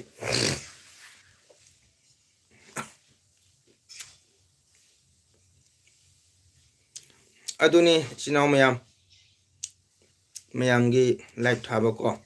ꯑꯩ ꯃꯇꯝ ꯌꯥꯎꯕ ꯉꯝꯗꯦ ꯑꯗꯩ ꯑꯃꯁꯨ ꯂꯥꯏꯐ ꯌꯥꯝꯅ ꯊꯥꯕꯅꯤ ꯑꯩꯈꯣꯏꯒꯤ ꯔꯣꯕꯤꯇꯥ ꯁꯤꯜꯆꯔꯒꯤ ꯑꯗꯨ ꯃꯥꯒꯤ ꯂꯥꯏꯔꯤꯛꯁꯤꯃ ꯌꯥꯎꯕ ꯉꯝꯗꯦ ꯑꯗꯨꯕꯨ ꯑꯩ ꯁꯪꯕ ꯃꯇꯝꯗꯗꯤꯀꯣ ꯑꯩ ꯂꯣꯏꯅ ꯃꯌꯥꯝꯒꯤ ꯂꯥꯏꯔꯤꯛ ꯇꯧꯖꯩ ꯁꯪꯕ ꯃꯇꯝꯗ ꯑꯗꯨꯅ ꯑꯩꯗꯤ ꯆꯦꯟꯅꯦꯜꯁꯦ ꯌꯥꯝꯅ ꯋꯥꯅ ꯍꯣꯠꯅꯩ ꯃꯌꯥꯝ ꯃꯇꯝꯁꯦ ꯐꯪꯗꯕ ꯍꯥꯏꯇꯥꯔꯦꯀꯣ ꯉꯁꯤꯗꯤ ꯍꯦꯄꯤ ꯏꯟꯗꯤꯄꯦꯟꯗꯦꯟꯁ ꯗꯦ ꯅꯨꯃꯤꯠꯅꯤꯅ ꯄ꯭ꯔꯣꯒ꯭ꯔꯥꯝꯁꯨ ꯂꯩꯇ꯭ꯔꯦ ꯄ꯭ꯔꯣꯒ꯭ꯔꯥꯝ ꯂꯩꯇ꯭ꯔꯒꯁꯨ ꯊꯕꯛꯇꯤ ꯆꯠꯂꯨꯔꯦ ꯊꯕꯛꯄꯨꯗꯤ ꯁꯛꯁꯦꯁ ꯑꯣꯏꯔꯦ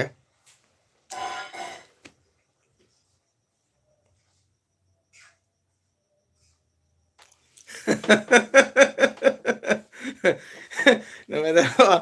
ꯏꯅꯝꯃꯒ ꯍꯥꯏꯔꯛꯄꯗꯕꯣ ꯅꯣꯛꯅꯤꯡꯉꯦ ꯑꯩꯗꯤ ꯇꯃꯪꯒꯣꯜꯁꯨ ꯁꯣꯔꯕꯤꯗꯣ ꯑꯃꯨꯛꯇꯪ ꯁꯦꯝꯃꯨ ꯗꯅ ꯏꯅꯝꯃꯒ ꯑꯗꯨꯅꯤ ꯅꯪ ꯏꯅꯝꯃꯁꯤꯅꯅꯦ ꯑꯩꯅ ꯚꯤꯗꯤꯑꯣ ꯈꯨꯗꯤꯡꯒꯤ ꯍꯥꯏꯗꯣꯏ ꯅꯍꯥꯟ ꯀꯦꯛ ꯀꯛꯄꯗ ꯑꯗꯨꯅꯤ ꯃꯥꯁꯤ ꯀꯔꯤꯝ ꯍꯩꯇꯦꯕꯀꯣ ꯍꯥꯏꯔꯁꯨ ꯌꯥꯗꯦ ꯏꯀꯥꯏ ꯍꯥꯏꯅꯀꯣ ꯑꯗꯨꯅ ꯃꯥ ꯉꯥꯡꯕꯁꯨ ꯍꯩꯖꯗꯕ ꯑꯗꯨꯅ ꯃꯥ ꯌꯥꯗꯦ ꯑꯗꯨꯕꯨ ꯌꯦꯡꯒꯦ ꯅꯣꯏꯅ ꯍꯥꯏꯔꯕꯅꯤꯅ ꯑꯩ ꯃꯇꯝ ꯐꯪꯕꯗ ꯑꯃꯨꯛꯇꯪꯗꯤ ꯃꯉꯣꯟꯗ ꯍꯥꯏꯒꯦ ꯀꯣ ꯑꯗꯒꯤꯗꯤ ꯏꯆꯦ ꯄꯦꯟꯖꯩ ꯇꯨꯝꯃꯕꯣ ꯇꯨꯝꯃꯝꯃꯣꯏ ꯏꯆꯦ ꯄꯦꯟꯖꯩ ꯑꯄꯣꯝꯕ ꯐꯔꯕ ꯉꯥꯏꯈꯣꯅꯦ ꯏꯆꯦ ꯄꯦꯟꯖꯩ ꯀꯔꯤ ꯄꯣꯝꯃꯤꯅꯣ ꯌꯥꯏꯔꯣꯡ ꯄꯣꯝꯃꯤꯔꯣ ꯏꯪꯊꯝꯊꯥꯗꯕꯨ ꯌꯥꯏꯔꯣꯡ ꯄꯣꯝꯕ꯭ꯔꯗꯤ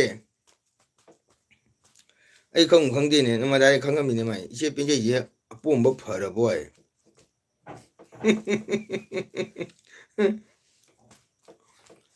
ꯑꯩ ꯈꯪꯗꯦꯅꯦ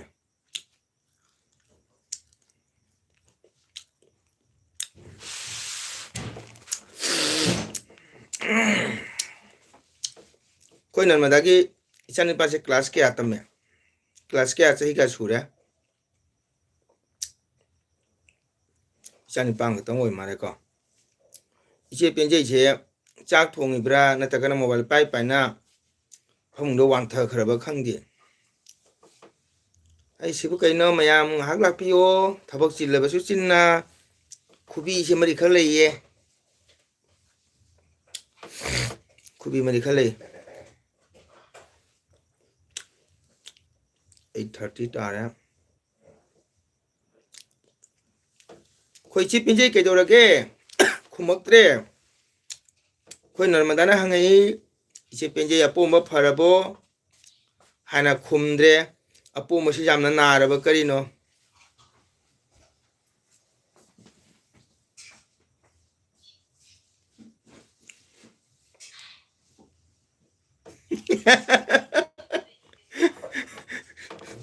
ꯀꯔꯤ ꯏꯀꯥꯏꯗꯣꯏꯅꯣ ꯇꯧꯔꯒ ꯐꯗꯣꯏꯅꯤ ꯏꯅꯝꯃꯗꯣ ꯆꯤꯡꯊꯣꯛꯎ ꯆꯤꯡꯊꯣꯛ ꯍꯥꯏ ꯌꯥꯗꯦꯌꯦ ꯆꯤꯡꯊꯣꯛꯄꯗꯣ ꯌꯥꯗꯦ ꯑꯩ ꯆꯦꯅꯦꯜꯁꯦ ꯆꯍꯤ ꯐꯥꯒꯗꯧꯔꯦ ꯃꯥꯅꯦꯅ ꯀ꯭ꯂꯥꯁ 5 ꯇꯝꯃꯦ ꯑꯣꯀꯦ ꯆꯥꯎꯔꯦꯅ ꯀ꯭ꯂꯥꯁ 5 ꯇꯝꯃꯦ ꯐꯩ ꯐꯩ ꯏꯆꯥ ꯅꯨꯄꯥ ꯂꯥꯏꯔꯤꯛ ꯐꯖꯅ ꯇꯝꯍꯜꯂꯣ ꯍꯧꯖꯤꯛꯇꯤ ꯂꯥꯏꯔꯤꯛꯀꯤ ꯃꯊꯧꯅꯤꯀꯣ ꯍꯧꯖꯤꯛꯇꯤ ꯂꯥꯏꯔꯤꯛ ꯍꯩꯇꯗꯤ ꯌꯥꯗꯦ ꯍꯧꯖꯤꯛꯇꯤ ꯀꯩ ꯍꯥꯏꯇꯥꯔꯦ ꯊꯕꯛꯁꯨ ꯌꯥꯝ ꯅꯨꯡꯉꯥꯏꯔꯦ ꯀꯣ ꯍꯧꯖꯤꯛꯇꯤ ꯂꯥꯏꯔꯤꯛꯄꯨ ꯇꯝꯃꯕꯗꯤ ꯑꯝꯇ ꯂꯣꯏ ꯃꯥꯡꯖꯗ꯭ꯔꯦ ꯀꯣ ꯍꯟꯗꯛꯇꯁꯨ ꯌꯥꯝ ꯅꯨꯡꯉꯥꯏ ꯄꯥꯎ ꯇꯥꯕꯗ ACS ꯄꯥꯁ ꯇꯧꯔꯛꯄ APSC ꯄꯥꯁ ꯇꯧꯔꯛꯄ ꯑꯩꯈꯣꯏ ꯁꯤꯡꯖꯃꯩꯔꯣꯟꯒꯤ ꯑꯃꯁꯨ ACS ꯄꯥꯁ ꯇꯧꯔꯦ ꯇꯥꯕꯗ ꯀꯌꯥꯝ ꯅꯨꯡꯉꯥꯏ ꯀꯣ ꯍꯌꯦꯡ ꯃꯣꯏꯅ ꯑꯆꯧ ꯑꯁꯥꯡ ꯑꯣꯏꯔꯒ ꯃꯣꯏꯅ ꯊꯕꯛ ꯇꯧꯔꯒ ꯃꯃꯥ ꯃꯄꯥ ꯑꯩꯈꯣꯏꯒꯤ ꯅꯨꯡꯉꯥꯏꯕ ꯑꯣꯏꯔꯛꯀꯗꯧꯅꯤ ꯑꯩꯈꯣꯏꯒꯤꯁꯨ ꯃꯥꯏ ꯄꯥꯛꯄ ꯑꯣꯏꯔꯛꯀꯗꯧꯅꯤ ꯑꯗꯣ ꯑꯉꯥꯡꯁꯤꯡꯗꯤ ꯁꯦꯝꯕ ꯃꯊꯧ ꯇꯥꯏ ꯑꯩꯗꯤ ꯅꯤꯄꯥ ꯌꯥꯎꯗ꯭ꯔꯦ ꯅꯨꯄꯤ ꯑꯃꯇꯅꯤ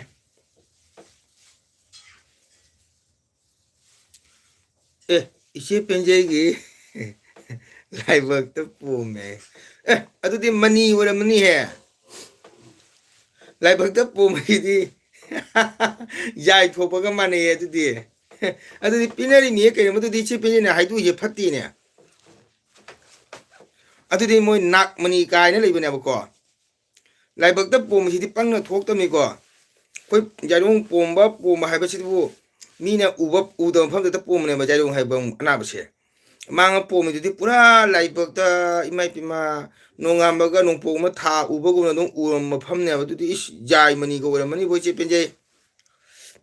ꯏꯆꯦ ꯄꯦꯟꯖꯩ ꯃꯥꯡꯍꯟꯒꯅꯨ ꯑꯄꯣꯝꯕꯗꯣ ꯃꯗꯨꯒꯤ ꯊꯣꯛꯂꯛꯄ ꯄꯣꯠꯇꯣ ꯅꯤꯡꯊꯤꯅ ꯆꯦꯛꯁꯤꯟ ꯊꯝꯃꯨ ꯗꯤꯄꯥ ꯃꯅꯨꯡꯗ ꯅꯠꯇ꯭ꯔ ꯇꯤꯐꯤꯟꯗ ꯍꯥꯞꯆꯤꯜꯂꯒ ꯏꯔꯥꯠ ꯄꯨꯖꯥ ꯇꯧꯀꯣ ꯃꯗꯨ ꯂꯥꯏꯅ ꯈꯟꯗꯣꯛꯀꯅꯨ ꯃꯗꯨ ꯂꯟꯅꯤ ꯂꯟ ꯂꯥꯏꯕꯛꯇ ꯄꯣꯝꯕ ꯍꯥꯏꯁꯦ ꯁꯤ ꯄꯦꯟꯖꯩꯁꯦ ꯀꯩꯗꯧꯕ ꯈꯪꯗꯦ ꯑꯅꯥꯕꯗꯣ ꯏꯁꯤꯡ ꯑꯁꯥ ꯊꯣꯝ ꯂꯩꯔꯕ ꯈꯪꯗꯦꯅꯦ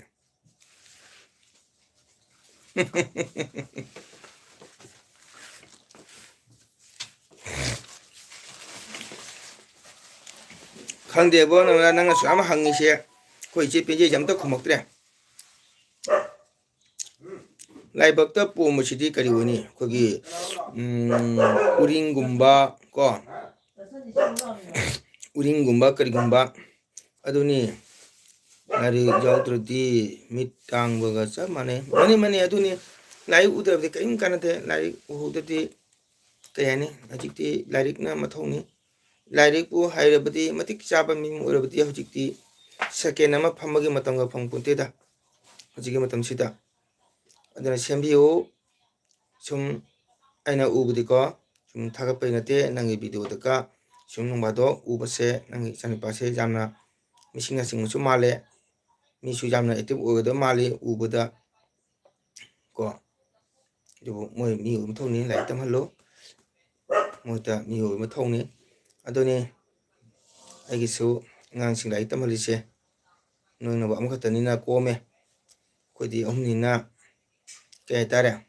ꯅꯪꯒꯤꯅ ꯑꯃꯨꯛ ꯄꯨꯁꯜꯂꯛꯀꯗꯧꯕ ꯏꯆꯥꯅꯨꯄꯥꯗꯨꯅ ꯍꯣꯟꯖꯜꯂꯛꯄꯒꯤ ꯂꯦꯞꯄ ꯅꯥꯏꯔꯣꯏꯗꯕꯀꯣ ꯑꯩꯒꯤꯅꯕꯨ ꯄꯨꯊꯣꯛꯈꯤꯕꯇ ꯑꯣꯏꯕ ꯑꯗꯨꯅꯤ ꯑꯗꯣ ꯑꯩꯈꯣꯏ ꯏꯆꯦ ꯄꯦꯟꯖꯩꯁꯦ ꯑꯝꯇ ꯈꯨꯝꯃꯛꯇꯦ ꯀꯩꯗꯧꯕ ꯈꯪꯗꯦ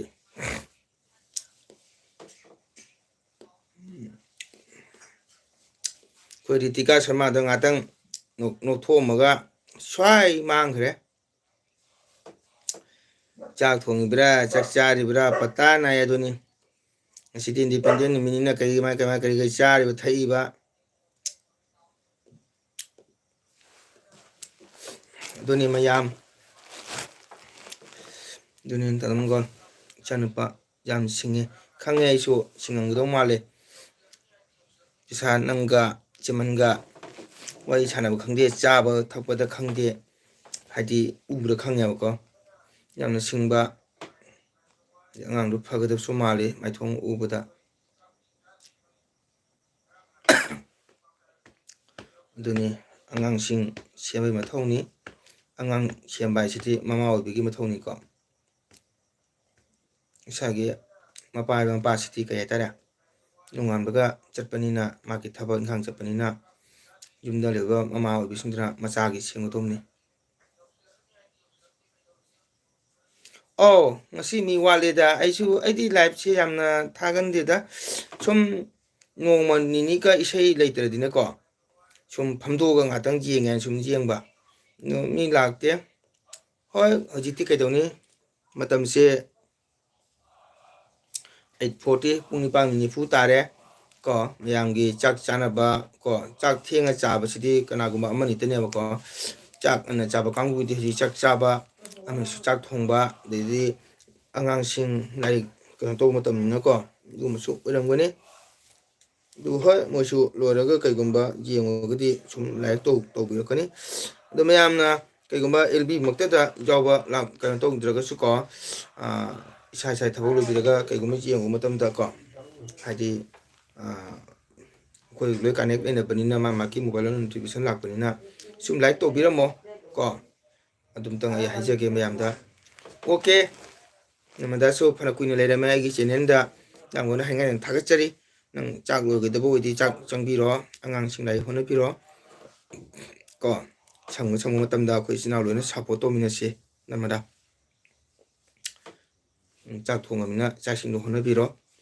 ꯂꯥꯛꯑꯝꯕꯒꯤꯗꯃꯛꯇ ꯍꯥꯏꯅꯤꯡꯉꯥꯏꯇꯅ ꯊꯥꯒꯠꯆꯔꯤ ꯑꯗꯨꯅꯤ ꯑꯩꯁꯨ ꯚꯤꯗꯤꯑꯣ ꯂꯧꯕꯁꯤ ꯉꯝꯗꯦ ꯋꯥꯏ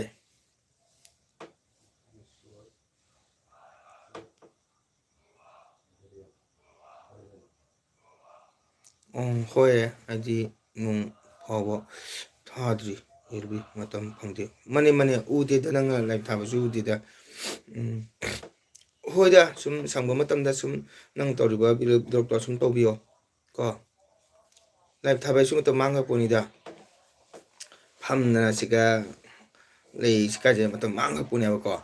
ꯑꯩꯇꯅꯕꯨ ꯉꯁꯤꯒ ꯍꯌꯦꯡꯒ ꯄ꯭ꯔꯣꯒꯥꯝ ꯂꯩꯇꯕꯅꯦ ꯑꯗꯨꯅ ꯑꯩꯅꯁꯨ ꯉꯥꯛꯇꯪ ꯐꯝꯗꯣꯛꯀꯥꯏꯅ ꯑꯩꯗꯤ ꯏꯁꯩ ꯂꯩꯇ꯭ꯔꯁꯨ ꯏꯁꯩ ꯑꯣꯏꯔꯥꯏꯕ ꯂꯦꯞꯇꯦ ꯂꯥꯏꯔꯤꯛ ꯄꯥꯕ ꯂꯦꯞꯇꯦ ꯌꯥꯕꯅꯦ ꯐꯔꯦ ꯇꯥꯗ ꯃꯪꯒꯣꯜ good night okay good night ꯑꯃꯗ ꯅꯪ ꯉꯥꯏꯍꯥꯛ ꯂꯥꯛꯑꯝꯕꯒꯤꯗꯃꯛꯇ ꯍꯥꯏꯅꯤꯡꯉꯥꯏ ꯂꯩꯇꯅ ꯊꯥꯒꯠꯆꯔꯤ ꯆꯟꯕꯨ ꯑꯣꯀꯦ ꯒꯨꯗ ꯅꯥꯏꯠ ꯕꯥꯏ ꯑꯗꯨꯅꯦ ꯃꯌꯥꯝ ꯏꯆꯤꯟ ꯏꯅꯥꯎ ꯑꯩꯅ ꯂꯥꯏꯐꯁꯤꯗꯀꯣ ꯑꯩꯈꯣꯏ ꯅꯪꯃꯗ ꯌꯥꯝꯅ ꯊꯥꯒꯠꯆꯔꯤ ꯃꯇꯝ ꯄꯨꯝꯕꯗ ꯁꯞꯄꯣꯔꯠ ꯑꯃ ꯇꯧꯕꯤ ꯑꯩꯉꯣꯟꯗ ꯀꯣ ꯑꯩꯒꯤ ꯚꯤꯗꯤꯑꯣ ꯉꯁꯤꯐꯥꯎ ꯃꯥ ꯌꯦꯡꯗꯕ ꯌꯥꯎꯗꯦ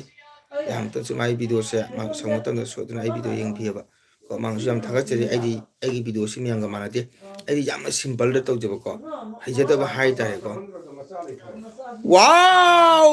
ꯋꯥꯎ ꯋꯥꯎ ꯒꯨꯋꯥꯍꯥꯇꯤꯒꯤ ꯑꯩꯈꯣꯏ ꯏꯆꯟ ꯁꯨꯖꯤꯇꯥ ꯕ꯭ꯂꯣꯛ ꯂꯥꯛꯑꯦ ꯍꯦꯜꯂꯣ ꯑꯣꯖꯥ ꯍꯦꯜꯂꯣ ꯁꯨꯖꯤꯇꯥ ꯅꯃꯁꯇꯦ ꯍꯦꯜꯂꯣ ꯁꯨꯖꯤꯇꯥ ꯅꯃꯁꯇꯦ ꯆꯥꯛ ꯊꯣꯡꯉꯕꯣ ꯊꯥꯒꯠꯆꯔꯤ ꯅꯕꯨꯡꯒꯤ ꯆꯦꯅꯦꯜ ꯂꯥꯛꯄꯤꯕꯒꯤꯗꯃꯛꯇ ꯍꯥꯏꯅꯤꯡꯉꯥꯏꯇ ꯊꯥꯒꯠꯆꯔꯤ ꯑꯗꯣ ꯒꯨꯋꯥꯍꯥꯇꯤꯗ ꯅꯪ ꯂꯩꯕꯗꯀꯣ ꯑꯩ ꯅꯣꯡꯃꯁꯨ ꯎꯏꯌꯦ ꯀꯗꯥꯏꯒꯤꯅꯣ ꯂꯨꯍꯣꯡꯕ ꯃꯦꯔꯦꯖ ꯑꯃꯇ ꯒꯨꯋꯥꯍꯥꯇꯤ ꯈꯨꯔꯨꯝꯖꯔꯤ ꯑꯣꯀꯦ ꯊꯦꯡꯀ꯭ꯌꯨ ꯊꯦꯡꯀ꯭ꯌꯨ ꯋꯦꯜꯀꯝ ꯑꯗꯣ ꯅꯪꯗꯤ ꯀꯩꯅꯣ ꯁ꯭ꯀꯨꯜꯒꯤ ꯑꯣꯖꯥꯁꯨ ꯃꯥꯜꯂꯦ ꯌꯥꯝꯅꯁꯨ ꯀꯣꯏꯔꯦ ꯆꯥꯛ ꯂꯣꯏꯔꯦ ꯆꯥꯗ꯭ꯔꯤ ꯑꯣꯀꯦ ꯆꯥꯛ ꯆꯥꯗ꯭ꯔꯤ ꯀꯩ ꯏꯟꯖꯥꯡ ꯊꯣꯡꯉꯤꯕ ꯑꯗꯣ ꯒꯨꯋꯥꯍꯥꯇꯤ ꯁꯣꯏꯃꯥꯜꯂ ꯐꯝꯕ ꯍꯣꯃꯩ ꯗꯥꯛꯇꯔ ꯑꯦꯟꯖꯤ ꯍꯣꯔꯤꯃꯣꯟꯗꯣ ꯑꯩꯈꯣꯏ ꯇꯥꯗꯣꯅꯦ ꯍꯥꯏꯗꯤ ꯇꯥꯗꯣ ꯍꯥꯏꯕꯗꯤ ꯑꯩꯒꯤ ꯍꯛ ꯄꯣꯛꯃꯤꯟꯅꯕꯗꯤ ꯅꯠꯇꯦꯀꯣ ꯄꯣꯛꯃꯤꯟꯅꯕꯒ ꯆꯞ ꯃꯥꯟꯅꯩ ꯃꯣꯏꯒꯤ ꯍꯧꯖꯤꯛꯀꯤ ꯍꯣꯔꯤꯃꯣꯟꯗꯨꯒꯤ ꯁꯤꯗꯅꯦ ꯑꯦꯗꯨꯀꯦꯁꯟ ꯀꯥꯎꯟꯁꯤꯂꯔꯅꯤ ꯑꯣꯀꯦ ꯌꯥꯝ ꯆꯥꯎꯕ ꯊꯕꯛ ꯇꯧꯔꯝꯃꯦ ꯑꯩꯈꯣꯏꯗꯤ ꯊꯕꯛ ꯇꯧꯗꯦ ꯀꯣ ꯑꯩꯈꯣꯏꯗꯤ ꯊꯕꯛ ꯇꯧꯗꯦ ꯑꯗꯨꯅ ꯁꯥꯔꯚꯤꯁ ꯇꯧꯕ ꯃꯤꯒ ꯐꯪꯅꯕꯁꯦ ꯑꯩꯈꯣꯏꯗꯤ ꯌꯥꯝꯅ ꯏꯀꯥꯏꯖꯩꯑꯕꯀꯣ ꯑꯁꯤꯒꯨꯝꯕ ꯒꯣꯔꯃꯦꯟ ꯁꯥꯔꯚꯤꯁ ꯇꯧꯕ ꯒꯣꯔꯃꯦꯟ ꯑꯦꯝꯄ꯭ꯂꯣꯏ ꯑꯩꯈꯣꯏ ꯁꯤꯚꯤꯜ ꯑꯩꯈꯣꯏꯁꯤ ꯌꯥꯝꯅ ꯏꯀꯥꯏꯖꯕ ꯍꯥꯏꯇꯥꯔꯦꯀꯣ ꯃꯤꯁꯦ ꯀꯩꯗꯧꯅꯤ ꯑꯩꯈꯣꯏꯗꯤ ꯅꯣꯏꯁꯨ ꯈꯪꯉꯤꯅ ꯑꯩꯒꯤ ꯚꯤꯗꯤꯑꯣ ꯌꯦꯡꯕ ꯃꯇꯝꯗ ꯑꯩꯈꯣꯏꯗꯤ ꯊꯕꯛꯁꯨ ꯇꯧꯗꯦ ꯅꯣꯏꯗꯤ ꯀꯩ ꯍꯥꯏꯇꯥꯔꯦ ꯒꯣꯔꯃꯦꯟ ꯑꯦꯝꯄ꯭ꯂꯣꯏꯃꯦꯟ ꯍꯥꯏꯁꯤꯗꯤ ꯌꯥꯝ ꯆꯥꯎꯔꯦ ꯑꯗꯨꯅ ꯍꯣꯔꯤꯃꯣꯟꯗꯣ ꯃꯥꯒꯤ ꯄꯣꯛꯄ ꯕꯥꯖꯤꯗꯣ ꯑꯩꯈꯣꯏ ꯀꯁꯥꯒꯤ ꯏꯁꯩ ꯁꯛꯄꯅꯤ ꯑꯣꯜ ꯀꯁꯥꯔ ꯁꯥ ꯃꯅꯤꯄꯨꯔ ꯀꯣ ꯑꯗꯣ ꯑꯩꯒꯤ ꯒꯨꯔꯨꯗꯦꯕꯅꯤꯀꯣ ꯒꯨꯔꯨꯗꯦꯕ ꯑꯩꯒꯤ ꯑꯣꯖꯥ ꯀꯣ ꯑꯗꯣ ꯑꯩꯈꯣꯏ ꯏꯆꯤꯟ ꯏꯅꯥꯎ ꯑꯗꯨꯃꯥꯏꯅ ꯂꯨꯅ ꯇꯤꯟꯅꯩꯌꯦ ꯁꯨꯖꯤꯇꯥ ꯊꯦꯡꯀ꯭ꯌꯨ ꯉꯥꯏꯍꯥꯛꯇꯪ ꯊꯕꯛ ꯀꯥꯏꯊꯣꯛꯄꯤꯔꯒ ꯑꯩꯒꯤ ꯂꯥꯏꯐꯁꯤꯗ ꯆꯪꯕꯤꯔꯛꯄꯒꯤꯗꯃꯛ ꯍꯥꯏꯅꯤꯡꯉꯥꯏꯇ ꯊꯥꯒꯠꯆꯔꯤ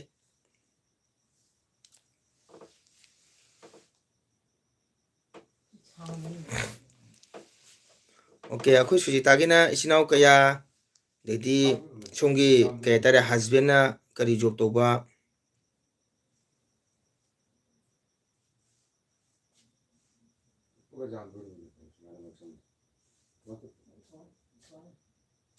ꯑꯣ ꯍꯣꯏꯌꯦ ꯈꯪꯅꯩ ꯑꯣꯀꯦ ꯊꯦꯡꯀ꯭ꯌꯨ ꯌꯥꯝ ꯐꯩ ꯑꯣꯀꯦ ꯍꯁꯕꯦꯟꯁꯨ ꯊꯕꯛ ꯇꯧꯔꯦ ꯏꯆꯟꯁꯨ ꯊꯕꯛ ꯇꯧꯔꯦ ꯅꯥꯌꯦꯛꯇꯅ ꯀꯣ ꯍꯁꯕꯦꯟꯒ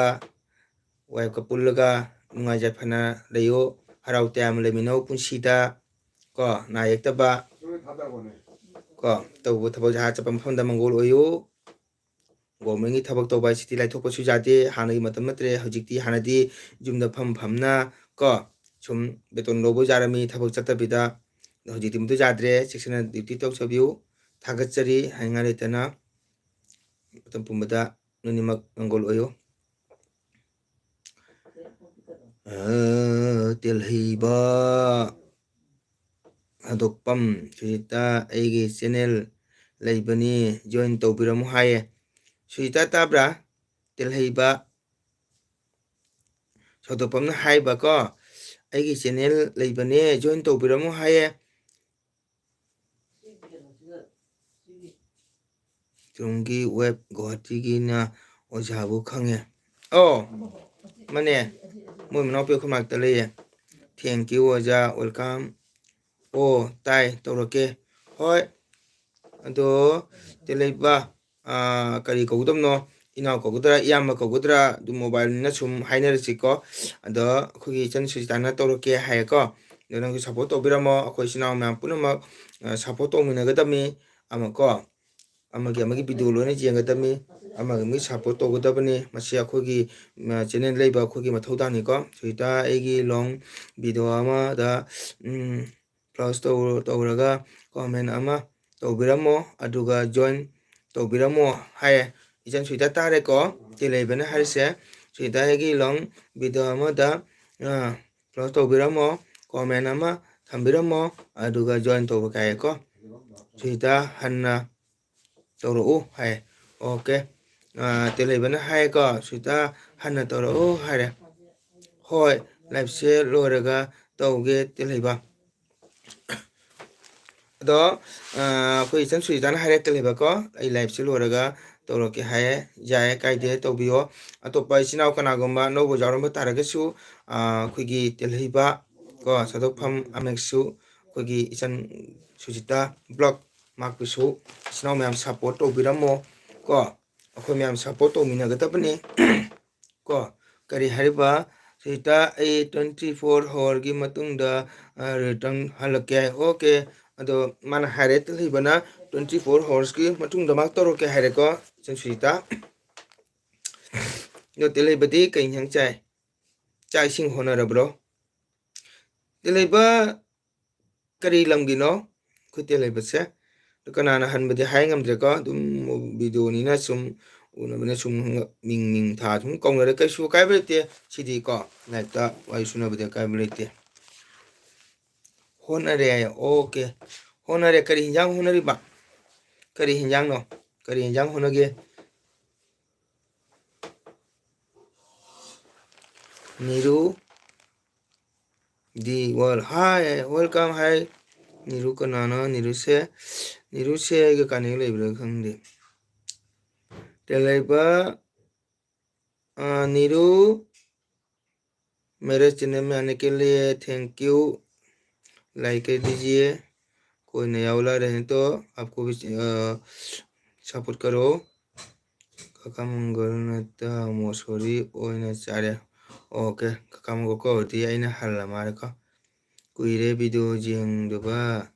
हयेंगदै जेंगबा हौरगे ओ नीरू ओ कुइरे वीडियो जेंगदबा हयेंगदै जेंगबा हौरगे कायदे हयेंगै जेंगसु कायदे ꯑꯗꯨ ꯂꯥꯏꯛꯇꯤ ꯇꯧꯕꯤꯔꯝꯃꯣ ꯂꯥꯛꯑꯕꯅꯤꯅꯀꯣ ꯑꯗꯣ ꯑꯅꯧꯕ ꯏꯆꯤꯟ ꯏꯅꯥꯎ ꯀꯅꯥꯒꯨꯝꯕ ꯀꯥꯟꯅꯦꯛ ꯂꯩꯇꯕ ꯇꯥꯔꯒꯁꯨ ꯀꯣ ꯆꯦꯅꯦꯜ ꯄꯥꯏꯗꯕ ꯇꯥꯔꯒꯁꯨ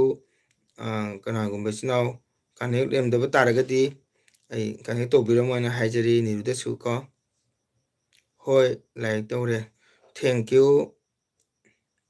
ꯃꯤꯗꯤ ꯐꯪꯖꯥꯃꯦ ꯍꯥꯏꯕꯨ ꯑꯩꯅ ꯃꯁꯤꯡ ꯊꯤꯕꯗ ꯂꯥꯏꯛ 5 ꯈꯛ ꯂꯩ ꯅꯤꯔꯨꯗꯤ ꯆꯥꯛ ꯆꯥꯔꯕꯣ 5 ꯂꯥꯏꯛ ꯇꯧꯖꯔꯦ ꯑꯣꯖꯥꯒꯤ ꯊꯦꯡꯛ ꯌꯨ ꯁꯨꯖꯤꯇꯥꯗꯤ ꯌꯥꯝ ꯃꯇꯝꯗ ꯑꯩꯒꯤ ꯂꯥꯏꯛ ꯌꯥꯝ ꯇꯧꯖꯔꯤꯗ ꯑꯩꯒꯤ ꯁꯞꯄꯣꯔꯠ ꯌꯥꯝ ꯇꯧꯋꯤꯗ ꯊꯥꯒꯠꯆꯔꯤ ꯑꯩꯈꯣꯏꯒꯤ ꯏꯆꯟ ꯁꯨꯖꯤꯇꯥ ꯒꯨꯋꯥꯍꯥꯇꯤꯗꯅꯤꯀꯣ ꯒꯨꯋꯥꯍꯥꯇꯤ ꯀꯥꯏ ꯃꯐꯝꯗꯅꯣ ꯂꯩꯁꯦ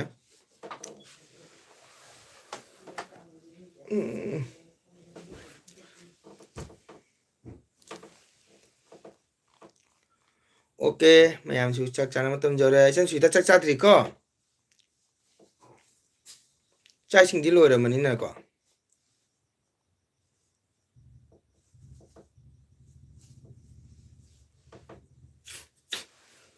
ꯑꯩꯈꯣꯏ ꯆꯟ ꯁꯨꯖꯤꯇꯥꯒꯤ ꯚꯤꯗꯤꯑꯣ ꯕ꯭ꯂꯣꯛꯁꯨ ꯌꯦꯡꯕ ꯅꯨꯡꯉꯥꯏꯀꯣ ꯃꯥꯅ ꯉꯥꯡꯕ ꯇꯥꯕ ꯅꯨꯡꯉꯥꯏꯕꯗꯤꯀꯣ ꯀꯩ ꯍꯥꯏꯇꯥꯔꯦ ꯃꯤꯒꯤ ꯈꯣꯟꯖꯦꯜ ꯚꯣꯀꯦꯜꯁꯨ ꯇꯥꯕ ꯅꯨꯡꯉꯥꯏꯕ ꯑꯣ ꯒꯅꯦꯁ ꯒꯨꯔꯤ ꯃꯟꯗꯦ ꯃꯅꯥꯛꯇ ꯂꯩ ꯑꯣ ꯒꯅꯦꯁ ꯒꯨꯔꯤ ꯃꯅꯥꯛꯇꯁꯨꯅꯦ ꯑꯩꯈꯣꯏ ꯍꯦꯛ ꯖꯨꯝꯂꯥꯛꯀꯤꯅꯦ ꯄꯟꯊꯧ ꯑꯃ ꯂꯩꯕꯅꯦꯕ ꯀꯪꯂꯥꯕꯝ ꯆꯟꯗ꯭ꯔꯀꯤꯁꯣꯔ ꯍꯥꯏꯅ ꯑꯍꯜ ꯑꯣꯏꯔꯝꯃꯤ ꯍꯥꯟꯅ ꯑꯁꯥꯝ ꯄꯨꯂꯤꯁꯇ ꯑꯣꯏꯔꯝꯕꯅꯦꯕ ꯑꯣꯁꯤꯔ ꯀꯩꯅꯣ ꯔꯤꯇꯥꯌꯔ ꯑꯣꯏꯔꯝꯃꯤꯀꯣ ꯃꯆꯥꯅꯤꯄꯥꯗꯣ ꯗꯤꯄꯣꯛ ꯀꯥꯏꯅ ꯀꯧꯕꯅꯤ ꯅꯨꯄꯤ ꯅꯤꯄꯥꯅꯤ ꯃꯆꯥꯅꯨꯄꯤꯅ ꯗꯤꯄꯥꯂꯤ ꯍꯥꯏꯕ꯭ꯔꯥ ꯀꯩꯅꯣ ꯀꯥꯎꯔꯦ ꯑꯩꯈꯣꯏ ꯌꯦꯔꯨꯝ ꯊꯣꯡꯉꯤ ꯆꯥꯔꯨꯒꯦ ꯕꯥꯏ ꯑꯣꯀꯦ ꯊꯦꯡꯀ꯭ꯌꯨ ꯅꯦꯔꯨ ꯉꯥꯏꯍꯥꯛ ꯂꯥꯛꯄꯝꯕꯒꯤꯗꯃꯛ ꯊꯥꯒꯠꯆꯔꯤ ꯌꯦꯔꯨꯝ ꯊꯣꯡꯒꯦ ꯆꯥꯔꯨꯒꯦ ꯌꯦꯔꯨꯝ ꯀꯌꯥ ꯆꯥꯗꯣꯏꯅꯣ ꯑꯅꯤ ꯆꯥꯗꯣꯏꯔꯥ ꯑꯃ ꯆꯥꯗꯣꯏꯔꯥ ꯊꯦꯡꯀ꯭ꯌꯨ ꯑꯣꯏꯒ ꯔꯣꯃꯦꯟꯗ꯭ꯔ ꯁꯤꯡꯍ ꯍꯟꯅꯨꯕ ꯏꯇꯥꯎ ꯍꯥꯏ ꯀꯅꯥꯅꯣꯁꯤꯅ ꯍꯟꯅꯨꯕ ꯏꯇꯥꯎ ꯍꯥꯏ ꯔꯣꯃꯦꯟꯗ꯭ꯔ ꯁꯤꯡꯍ ꯁꯣꯅꯥꯏ ꯀꯩꯒꯤꯅꯣ ꯁꯣꯅꯥꯏ ꯀꯥꯏꯒꯤꯅꯣ ꯍꯪꯉꯤꯁꯦ ꯀꯅꯥꯗꯅꯣ ꯑꯩꯉꯣꯟꯗ ꯍꯪꯉꯤꯕ꯭ꯔꯥ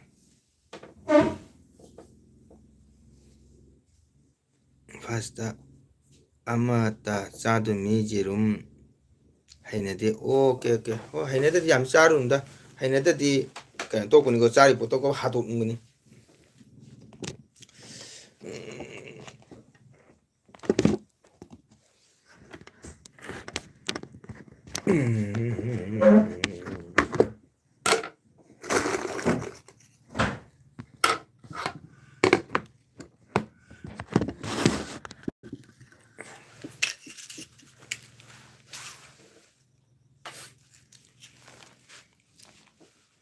ꯔꯣꯃꯦꯟꯗ꯭ꯔ ꯁꯤꯡꯍ ꯉꯁꯥꯏ ꯆꯥꯛ ꯆꯥꯔꯒꯦ ꯍꯪꯒꯥꯝꯅꯤ ꯍꯤꯟꯖꯥꯡ ꯊꯣꯡꯉꯤ ꯖꯨꯜꯐꯔ ꯕꯣꯔꯥ ꯇꯧꯔꯤ ꯕꯥꯏ ꯕꯥꯏ ꯃꯌꯥꯝ ꯑꯩ ꯆꯠꯂꯒꯦ ꯆꯥꯛ ꯆꯥꯔꯒꯦ ꯑꯣꯀꯦ ꯆꯥꯔꯨꯔꯣ ꯍꯥꯎꯅ ꯍꯪꯒꯥꯝ ꯊꯣꯡꯕ ꯆꯥꯔꯨꯔꯣ ꯕꯣꯔꯥ ꯊꯣꯡꯕ ꯆꯥꯔꯨꯔꯣ ꯑꯗꯨꯒ ꯄꯣꯊꯥꯔꯣ ꯍꯌꯦꯡ ꯅꯣꯡꯉꯥꯟꯕꯒꯤ ꯊꯕꯛ ꯁꯨꯕꯒꯤ ꯋꯥꯈꯜ ꯈꯟꯕꯤꯔꯣ ꯍꯌꯦꯡ ꯗ꯭ꯌꯨꯇꯤ ꯆꯠꯂꯨꯔꯅꯤ ꯁꯣꯏꯗꯅꯀꯣ ꯑꯣꯀꯦ ꯊꯦꯡꯀ꯭ꯌꯨ ꯉꯥꯏꯍꯥꯛ ꯂꯥꯛꯄꯤꯕꯒꯤꯗꯃꯛꯇ ꯊꯥꯒꯠꯆꯔꯤ ꯑꯗꯣ ꯑꯩꯈꯣꯏ ꯄꯨꯟꯅ support ꯇꯧꯃꯤꯟꯅꯁꯤꯀꯣ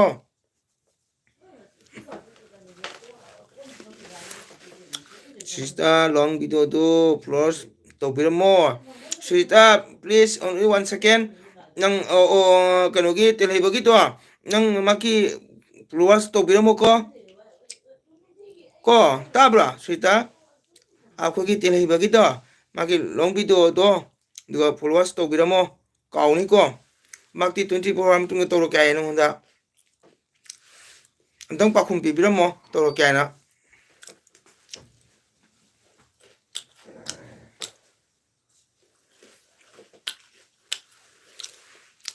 okay bye bye okay bye bye सुचिता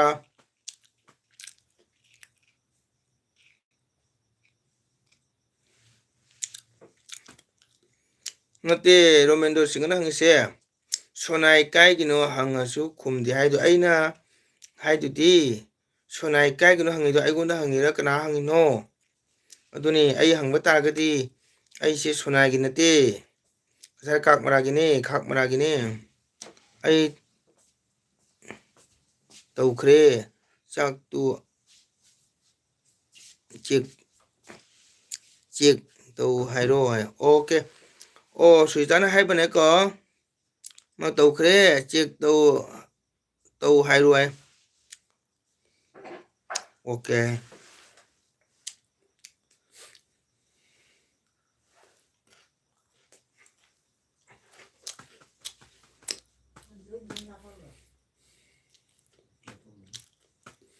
फजेद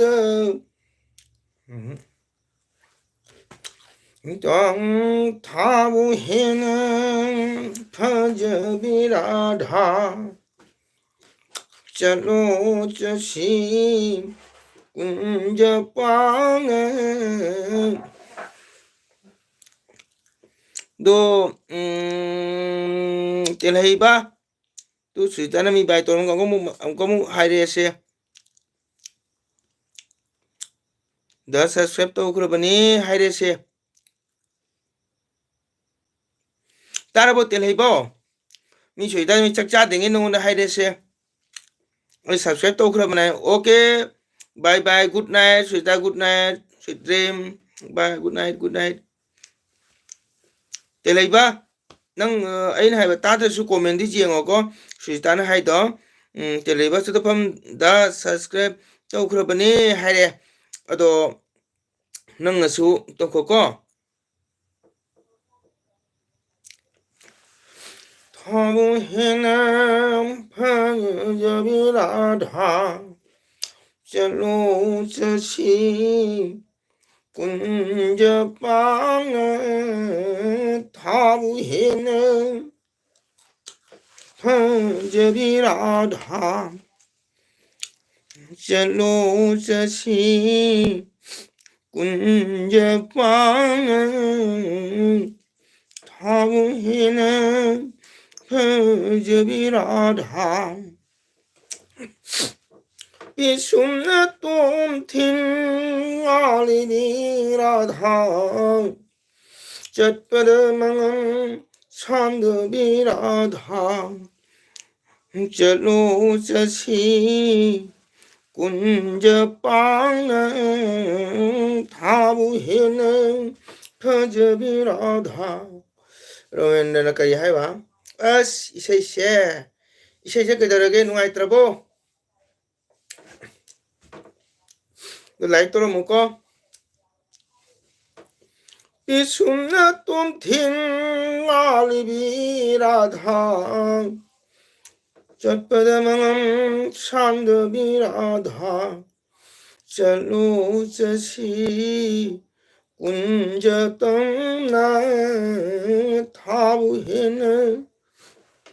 फजबी राधा कृष्ण तो कौदेवी कृष्ण तो जबिनी महाभाग नितिन उवी कृष्ण प्रेम चटपदमंगम छांदबी राधा चलो चसी कुंज तमना थाऊ हिन फजबी Radha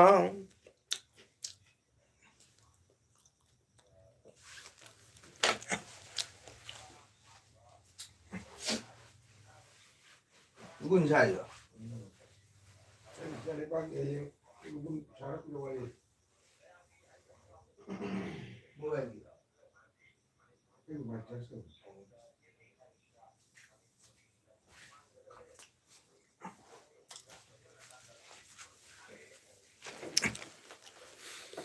오케이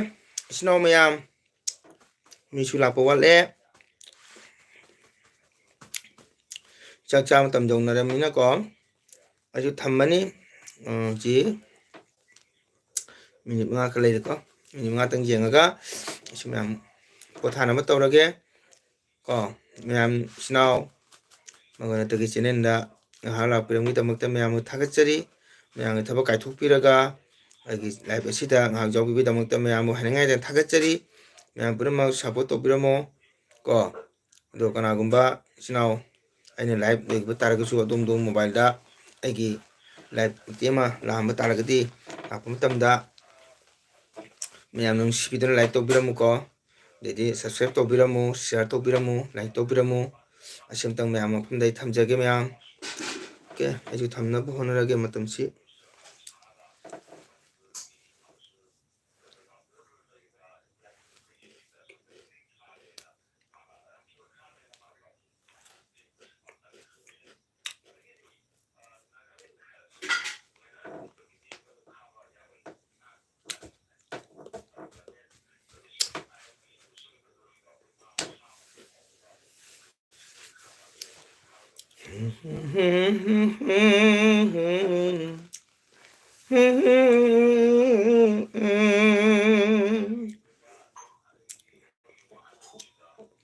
tumba hipa sobudu uduna tunaye china.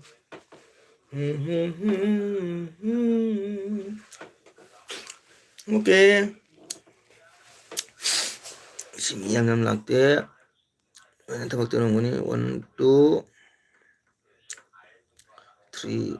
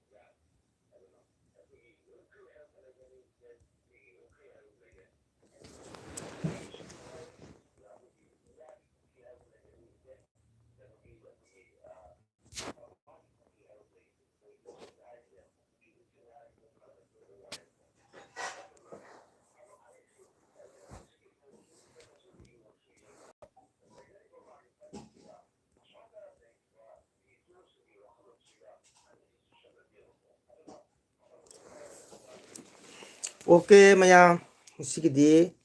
live sa jum senjera ke mayam sinau. Ado aroi na mayang ko mangona tana sinau mayam bu hanga tan thagachari ngatangai ebi lambai tamakta mayam ko support to minasi ko amana bule support to minamu ada no sinau jawab taragati subscribe to bemu asigo ndi mayam. Okay, good night, bye bye.